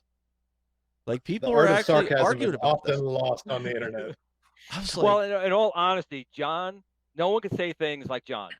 He's a wordsmith. Absolutely. He will tell you could everything be at you need to know McDonald's and not. and he's saying, yeah, they're giving you Whoppers, man. They got the brand new Whopper here at McDonald's, man. It's great. And you're like, Yeah. really? yeah, but Like, did yeah, you totally. guys I hear? got it right here. Did you guys hear the latest news with Arcade 1-Up? That now, because there's nothing in the bottom, that they're going to now do surprises, that you can tear open the bottom of the cabinet and you'll get some kind of retro surprise with those plushies that they sell for their cabinets. I You don't heard believe it here announced that. first. You heard it here I'm first. surprised you announced that, dude. I Well, don't think we were authorized to talk about that. To be honest. that's why you haven't seen the Arcade 1-Up plushies yet, because that's what they're doing. They're sticking them in the special. You might even get a Clyde the Glide Drexler plushie in the NBA Jam that you could pull out, numbered. Well, I talked to Scott. He mentioned. I know Scott was very proud and impressed. He was there for the NBA Jam, but I was hoping the plushie of Cool Toy. I talked to him about that. Make sure there's a plushie of Cool Toy in one of those cabinets, because that was my highlight of the event. I mean, NBA Jam was good, and Clyde being there was good, but we want a plushie Cool Toy. I don't think you do. You want a plushie I don't of think Cool my Toy? wife even wants one of those. But she would, because when you're talking to us, you can have a plushie Cool Toy next to her. So when you're with us, she still has you there. I'll try to pitch that to her, see how it goes. I'll say, hey, when I'm going to E3, I'm home. I'm here in spirit. And she'll be like, no, plushie Cool Toy doesn't take out the trash or do the dishes. Like, oh, sorry about that, babe. Well, tell my son doesn't do it either, so there's no difference. It works out. So we have another plushie that just joined. Another plushie. I was wondering where Mr. Dubs was this evening. What's up, sir? I think Hey, not much. P-Dubs probably guys? came on and he's like, really? These guys are still on the air? Really? Did he gain weight because his green screen got so much smaller?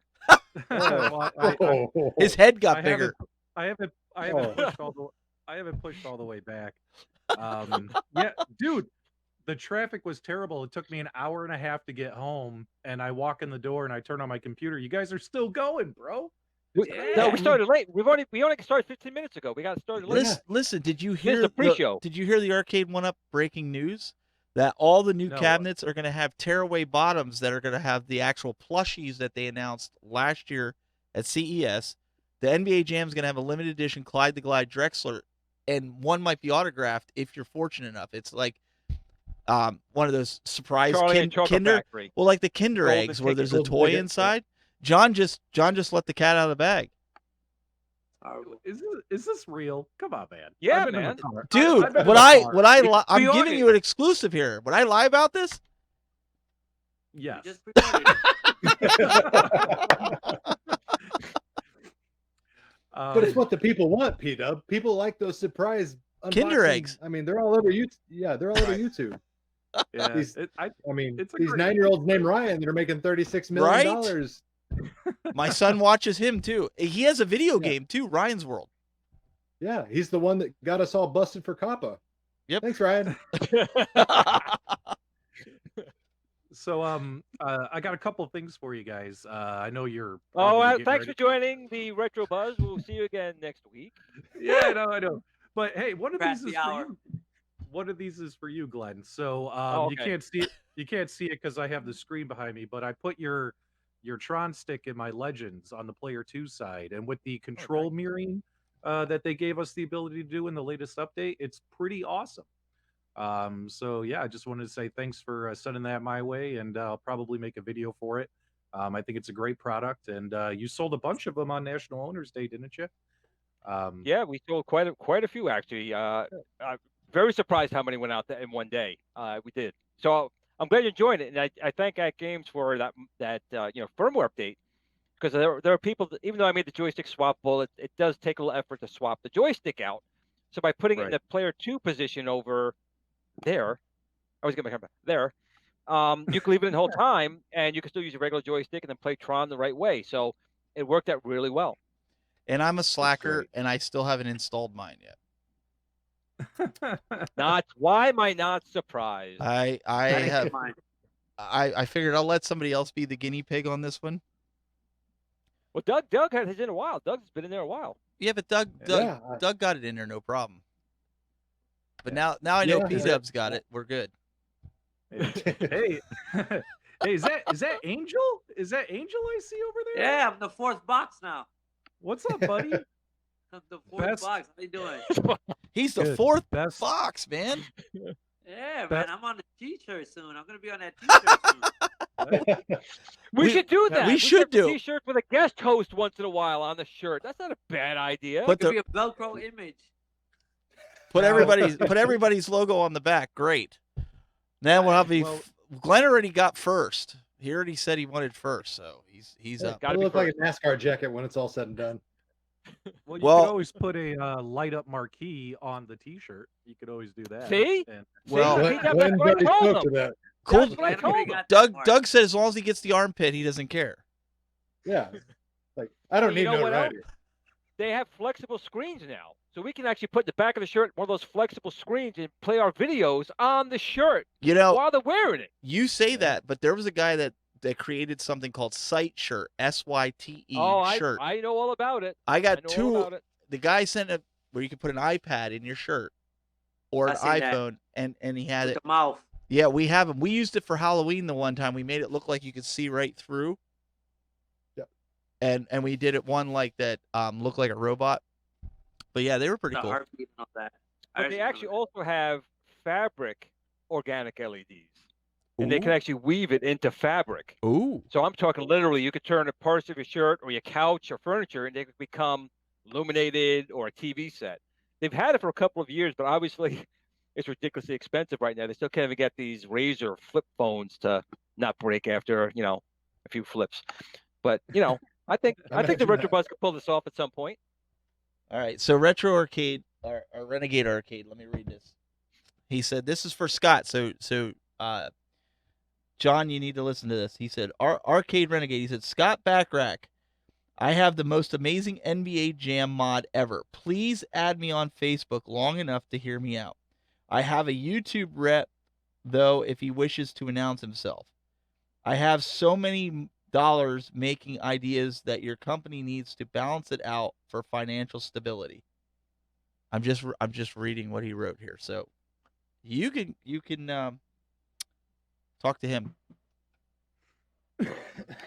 A Glenn. Oh yeah, we should do a Glenn's ugly Christmas sweater. Ah, But that would mean just taking all of Glenn's wardrobe. I don't know if we'd want to do that. Oh, Yeah. I knew it was Yeah. going there. I knew it was Well, you know going what? Listen, I We can't get- fault them. My last clothes I bought was about 11 years ago. Whatever my wife had Oh, bought there it me, I'm is. still wearing to this day. It's So retro. I don't close shop. So we, Hey, we whatever's get one old with is it- new You again. can get one with his Yep. figure that you pull the string and he rants as you pull the string. You get one of those. I don't know. P-Dub still has one of the ugliest jackets that I've seen. That what was it? The one you wore in your news desk. Keep it up and I'll put it on. Oh no! Actually, it as long, fits. as It long as fits. you're putting it on and not taking it off, that's cool. No, yeah, that thing was just I was like, maybe I'll make this my gimmick blazer, and I dropped it after 2 videos. It was good for that. It really was. Yeah. It was. I just Yeah. can't believe you actually bought it though. You had the whole Oh, suit. I have the whole suit. That's what I'm the pants and saying. everything. I have the tie, the suspenders, everything. So maybe it's Ooh, because I just suspenders. wore the blazer. Maybe I should have worn the entire suit. Maybe it would have done better. Yeah.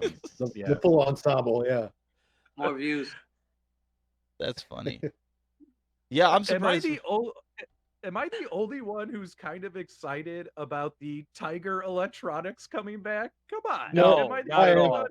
Nope. No, I've no. literally pre-ordered all of them. Oh, there Really? you go. Yeah. I knew. I know it. they're I I knew know they're awful.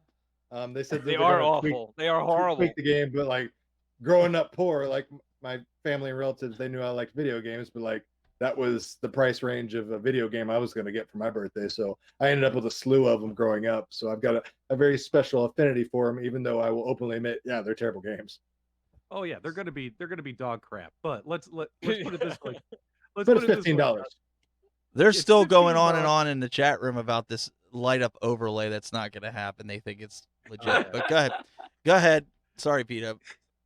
It's okay. It's okay. So, Doug, let me ask you something, though. Honestly, are you going to end up doing the same thing I'm going to do? We're going to get it. We're going to play with it for maybe about an hour and then put it in the box with the other ones and not open it again for 20 years? Because I think that's what's going to happen. I don't think So- you're going an hour with it. I'm looking at all my shelves, and there's definitely some space that it'll probably end up. I'll try to at least beat one of them, just to say I conquered it, but I don't know how much time I've got to like blister my fingers trying to beat a pixelated, game that just doesn't play well or respond well or even translate well. Yeah. Hey, Double Although I Dragon must was admit, I good. think they're better than the R Zone. Remember the R Zone Oh. console? That was bad. I want them to. So The I'd like Tiger, to the see it. Tiger's better than that. I want them to remake a Game Gear. I want them to remake the Atari Lynx. I want them to remake the what was the one for TurboGrafx? The little looked like a little radio. The speaking of which, yeah, my ex-girlfriend has it. Captain McQueen, I want that back. You sent me back my Turbo Express with my TV tuner. She has it in Yes, Montana. the Please send it TV back. tuner. I remember that. Yeah. People don't That thing forget. was awesome. I remember Yeah, that was the that thing big was awesome. that was a big deal. And then Game Gear got the TV tuner, and everybody was, oh, my video games has a TV tuner. It was like, and now it's like my phone has TV on it. The future is Peter- now. Hey, you guys see what's on these phones? Look at this. What's Can on you the see phone? that? What is it? Oh, it's us. Oh. There we Nice. are. I was like, what are you showing right us? above Darth Maul. We are right above Darth Maul. That's the way to go. That was your favorite movie, wasn't it? Well, you know what? In Phantom Menace, I can't argue. The lightsaber battle at the end was phenomenal. I'll definitely give it that. They're saying maybe Angel can make a marquee for the Tiger Electronics games. A Probably little the same 4-inch person that- marquee. As long as China gives me my LEDs. Very- Yeah. I'll light up anything. Sorry, I'm reading. I'm reading. So I got a funny story for you real quick. And don't take this as self-promotion in any way, but Oh, it's we actually will. kind of fun. But We will. It's funny. It's funny. There's a point to it. So I hit 2,000 subs, and I told people, "Hey, I'm going to give a Tulsa Arcades light up riser, and all you have to do is caption this photo, right?" And it's a picture of the artwork from the Arcade 1-Up Marvel cabinet with Thanos, but it's zoomed in, so it looks like Doctor Doom and Magneto are pointing at his, his backside area, if you will. And I was like, just write a funny comment. And here's what I got to say. I was reading the comments today on my lunch break because everyone's trying to win this free light up riser. And here's what I got to say about the people in the arcade gaming community. We're all very, very funny, but we're all very, very sick. The comments are hilarious. And I can't wait to see the next ones that come over in the next couple of days before we announce the winner. So yeah. Hey, P-Dubs, What up? did you send my package? Yes. Okay. I thought I was waiting for China from you too. Did I miss something here? Angel's like, hey, where's my money, P-Dubs? And it- Oh. Where's Brian, my money, Brian? Brian, where's my money, Brian? Where's my money? Oh, tomorrow. Okay, have by 6 o'clock. 6 o'clock. have it. That's what I thought. As he smashes a glass of orange juice across P-Dub's face. Oh, look at that Where's my bat. money? So Where's my people Don't money? make me Come on, stand where's my up. money? Don't make me stand up. people in YouTube are requesting that we do like embroidered polos for the show. Hey, that Oh, sounds yeah. snazzy. We could definitely Very professional. do that. I could talk to We should do a dress update. Ugh. I hope I dress they up every dress day every for work. day. This is why I Yeah. put on the hat when I get off of work. Yeah, I was gonna say, yeah. If I showed you everything that got sprawled out on this table, there's like I added another computer next to it just to do this. Yeah, I got no room here. I don't with moving around. I don't want to be dressed up. That's okay. I'll pass. Angel, you can dress up. Like There what? you go. I'm gonna dress up like Glenn next week. That won't be hard to do. I dress up like Just, Glenn. just grow old, man. Just grow old. I'm getting there. Just come on here and rant like that you don't like Star Wars and I'm getting I'm telling, there. I'm telling people now on YouTube. These are archived. So in 20 years, come back, look at Cool Toys videos, and you're gonna see this guy, but it's gonna be Cool Toy. That's what you're gonna see. wait. Do you know what? Life will do this to him. The Life's evolution. gonna do this to him. Do you know what Glenn said, Doug, when I showed him the picture of the shirt in the front with the arcade? He's like, he even looks good when he's in 8-bit. I was look like- like this. I was like, That's because That you was had my like shot. that was a weird pose that it was hard finding a picture where we're all looking at the camera and not making Yeah. a I stupid know- looking yeah, face. You look fine. Doug looks fine. You looked I fine look until you like- turned 8-bit. Then you look like a washed out mess. It's It's like, like So it's like you, I had gas or something, and I smelt it. Like, oh my god, oh, it's bad. So you showed off your shirt. I No, must no, have we- missed it, but I'm we trying- didn't I put it on my Facebook. It last got night. it was accidentally leaked on the internet for a second. It got leaked, but we got it Yeah. back. leak. Cease Who- and wait. desist. Wait a minute. Whose logo ended up on top? I know that was a big controversy between Glenn and Cool Toy. Oh, it was Glenn. Wait. Oh. 100%. Oh, So- I totally won so- that. I won that. Yeah. Wait a second.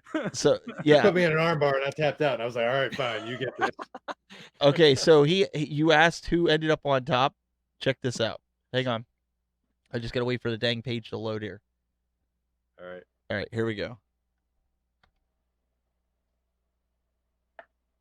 Says the There you go.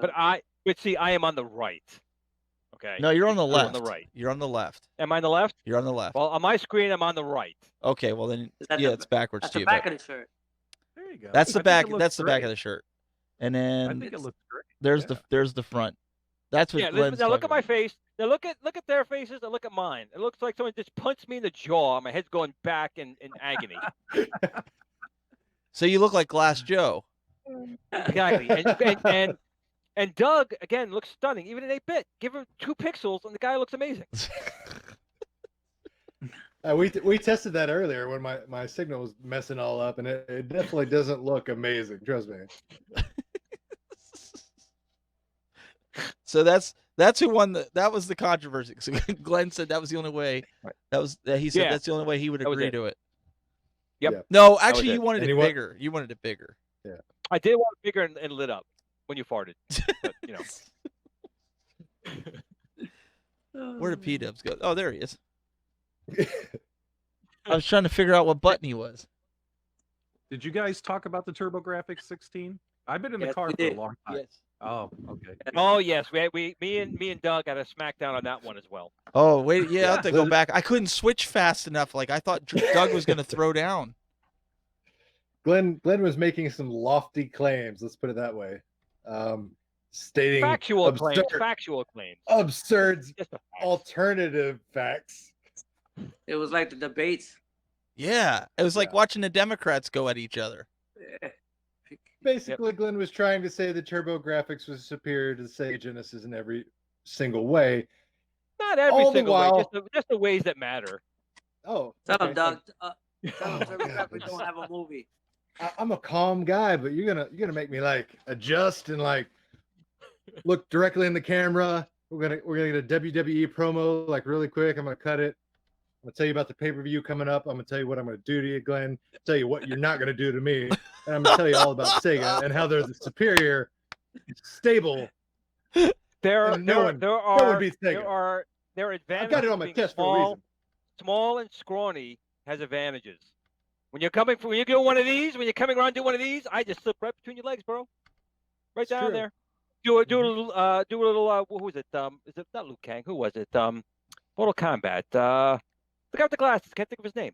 Johnny Cage. We're in my own bit here. Johnny Cage. Do it, Johnny Cage. You know, Hit him in the nuts. do one of those.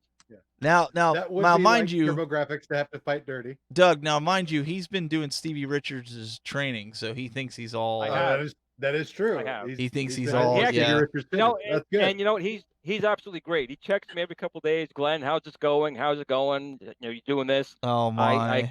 I did tell him I'm still on the soda bandwagon, so he got on me a little bit. Yeah. So I went today, and after 6 months, I replaced my Soda Stream carbon thing. So I'll go back to water. I'm gonna try it. Water carbonated. That's funny. These guys are getting a hoot So out of this. Next Friday, you're gonna see me half asleep on the show because I have no caffeine in me at all. Well, then you just gotta all make healthy- coffee. Healthy food. in Coffee. me. No cookies. No Oreos. No M&Ms. What are you going Hershey keto Kisses. or are you going keto or something? No, I gotta eat at least halfway healthy. And there's something called vegetables and fruits. I suppose I find out about. Green stuff. Oy. Yeah, I got plenty of grains on my TV set when I play my Atari. So grain. the majority of people on Grainy. YouTube are saying Sega Genesis and even a super chat for Sega Genesis. So you know they're serious. Oh, about I'm it. not. Well, I'm not denying that the Genesis was more popular. There's no question that it was. I'm talking though from a graphics standpoint. The 8-bit TurboGrafx 16 had superior graphic modes than the Genesis. Now, I will say with the Sega CD attachment or the 32X, it would trounce even the TurboGrafx CD.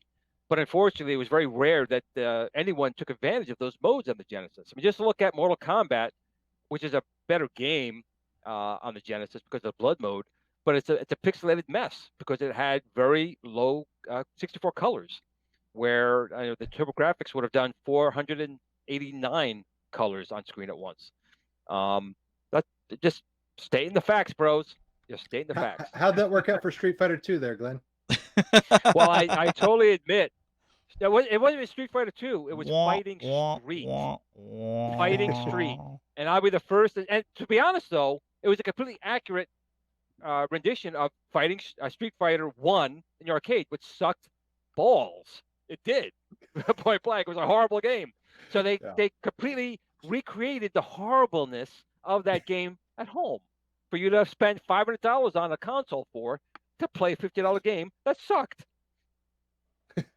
But they did come out with the arcade card and Street Fighter. Well, no, there's like 50 of them, one of them, and it was arcade perfect. So how do you really feel? But all joking aside, it didn't do well in the U.S. It didn't even really launch in Europe for more than a week. But in Japan, the PC Engine blew the doors off of everyone out there. I mean, it ruled out there for years. Then they dropped the ball by not coming out with the system they were going to come out with and made the Supergraph, which is a complete misstep. It was expensive, it had 4 games, and they never recovered from it. In this the gaming industry is one of those industries where if you screw up, it's extremely hard to make a comeback. Extremely hard. You can make a small mistake, but something large like they did or Atari did in the past, you don't really recover from things like that. The gaming industry is not too forgiving. Even look at Sega. They came out. They burnt a lot of people with the Sega Genesis and then the Saturn. They came out with the Dreamcast. The Dreamcast was phenomenal. I mean, again, we said it before. Even to this day, the Dreamcast is a phenomenal system. You look at it today, it'd be hard pressed to say that was a game from the early 1999. It looks like a machine that could be around today. Honestly, a great machine. But Sega never recovered from the 32X, or at least the people's perception of that whole era, and they turned their back on Sega for a while. And the Sega said, you know what, we screwed up. Or at least USA did, or Japan did, or whoever did. But we're coming out now with this Dreamcast, and we're going to put everything into this. Great controllers, the MMUs with their own screens in it, new technology, the Hall effect joysticks, modems, online gaming. They came out with a really 4-player mode. I mean, 4 players built in. It was a great system, but the community, too much of the community turned it back. I mean, obviously, people like us bought the Dreamcast. We love Sega, stay with them, but enough people turned their backs where Sega imploded. It's point blank. They did, and they never recovered from it. They're coming back kind of now, with the movie, and they're now on platforms that in the early 90s you never would have thought you would have saw Sonic on a Nintendo system. I mean, come on. Yeah. They were mortal enemies. But look at them now. Yeah. Because Sega did what Nintendo. Right. Boom. It just comes down to that the Genesis itself was a phenomenal hit. They sold millions. They took 52 or 51%. They took it away from Nintendo. They became the number one company. But then they came out with 32X, Sega CD, CDX, Nomad, Game Gear, Master System 2 and 3. They had Genesis 2 and 3. They had too many. Yep. They deluded themselves. Their heart was in the right place. They were trying to say, look, we're a gaming company. We're going to give you guys everything you want. But in the meantime, they butchered themselves in doing so, and they never recovered. So, P-Dubs, this is how the last 3 hours have gone. Pretty much. Pretty much. This is me. This is console kids talking about 4.3 aspect ratio. This is my version of console kids doing that to Retro Ralph right now. That's it. Well, switching gears though, what do you guys think of the Evercade with the handheld with the cartridges coming out? What do you guys think about that? Is that the one that the cartridge gets stuck inside? No. That's the My Arcade one. This is the other one. Yeah. It's actually pretty neat. I think it's an interesting idea. But again, there's so many different options now. I don't know, with like a RetroPie and things like that, you can get games a lot easier. But honestly, I think it's a nice idea. If the prices are right and the screen is as good as it appears to be and the controls was good, it probably will sell pretty much okay. I'll probably get one because I'm me. Yeah. But cartridges, I think it's a nice thing. I like to physically own the medium. Yeah. And I know that the market is really going towards downloads and people have had problems with their like the Wii U or their Switch blew up and the game was stuck on it and they had to go buy it anyway. So I do like the idea of cartridges. So it's a good idea. And I think people who have been testing it have been pretty happy with it. No, I totally agree with you, Glenn. I mean, it's good to feel what you pay for instead of downloading it. That's what I told that lady on New York City that night.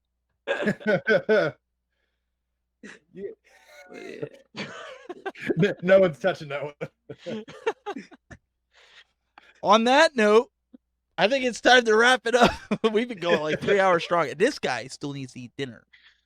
So I hope we entertained you guys on your Friday night because we have no lives. Yeah, we're sorry about our host not making it tonight. The guy had the flu. No, you can't. He had there's nothing you can do about that. So he was out. So we apologize. So we hope that me and my rants. But you know what though, Glenn? I think people got a lot out of tonight, even for something that we threw together at last minute with the coin ops and everything like that. The one guy even said that we helped them. Yeah. So that makes it worth it. If you help one person, it's mission accomplished. You help one person, and we came in and said, look, we don't know everything, and a lot, the other guys jumped in from the community to answer. So talking about that, the TurboGrafx 16, the Super Nintendo, the Ghostbusters. I mean, a lot of cool stuff to talk about tonight. So, but we'll be back next week, and we've got what was the guy's name again? Gamester 81 should be Gamester on. 81. Yep. So we'll have that next week. P-Dubs, any Oh, final and word? by the way, real quick before you go, I did hear Yeah. from Joe. He's gonna be set for Friday the 13th. Ooh. Bum, bum, bum, Dun, dun, bum. dun. Mr. Sabo. So we're pretty much booked because we've got David McIntosh on the 20th. Right. So we might have to reschedule the guy that was supposed to come on tonight for the last week. Yeah, I have some people I'm waiting to hear March. back from for the rest of March. So it might actually be Yep. April. Yeah, so we're gonna it's gonna be tough. Just That's a play good it by problem. ear. It's a good problem. Yeah. Absolutely. Yep. P-Dubs, anything that you got to say? Final thoughts? Give everybody a chance. I got nothing, man. But thanks for letting me come on the show again, and you guys have a great night. We'll see you guys soon. You too. Good night. Go Thanks, subscribe. Congrats Be on good, P-Dub. 2000. What was that? Said congrats on your 2000. Oh, hey, thanks, man. I appreciate it. Go subscribe so he can get the 3,000. So we can have that whatever he's gonna give away at 3,000. He's giving I'll have to come well. up with Wait, something. you didn't tell everybody when you get the 3,000. So you're giving a riser front for the 2,000, but you're giving an arcade 1-up away when you hit 3,000. Didn't you tell everybody that? No, but we can do that. As long as it's got an angel marquee. There No, you go. No, just I'm kidding. He's not giving away an arcade. Yeah, I mean, I'll find some deal website and I'll find one for $75.